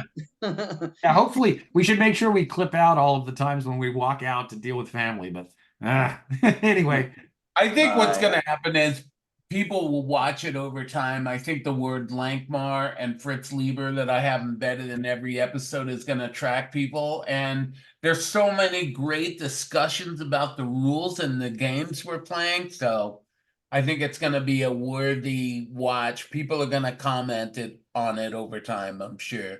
Yeah, absolutely. Well, and if it's easy to clip out, there were a couple of moments when Sanj needed to step out for like 5 minutes, and then I had to step out. If it's I easy- stopped the recording. Oh, good. I'm so glad because I don't want to put our poor viewers through all that. Dude, you gotta watch Adam and his crew playing Burning Wheel. They are insanely good. Like there's so much to learn on that way that guy. Oh yeah. I watched Adam play with who was it? They had the one kid who was the priest, and he had the world where God was dead. That's Yeah. the one I'm talking about. It is Can insane. you guys send me a link? I'd love to just put Oh. it in the main thread in the Yeah. in the text thread. That'd be great. Great to know. All Good. right. All right. Bye. Take care, everybody. All right, guys, take it easy. Let me stop the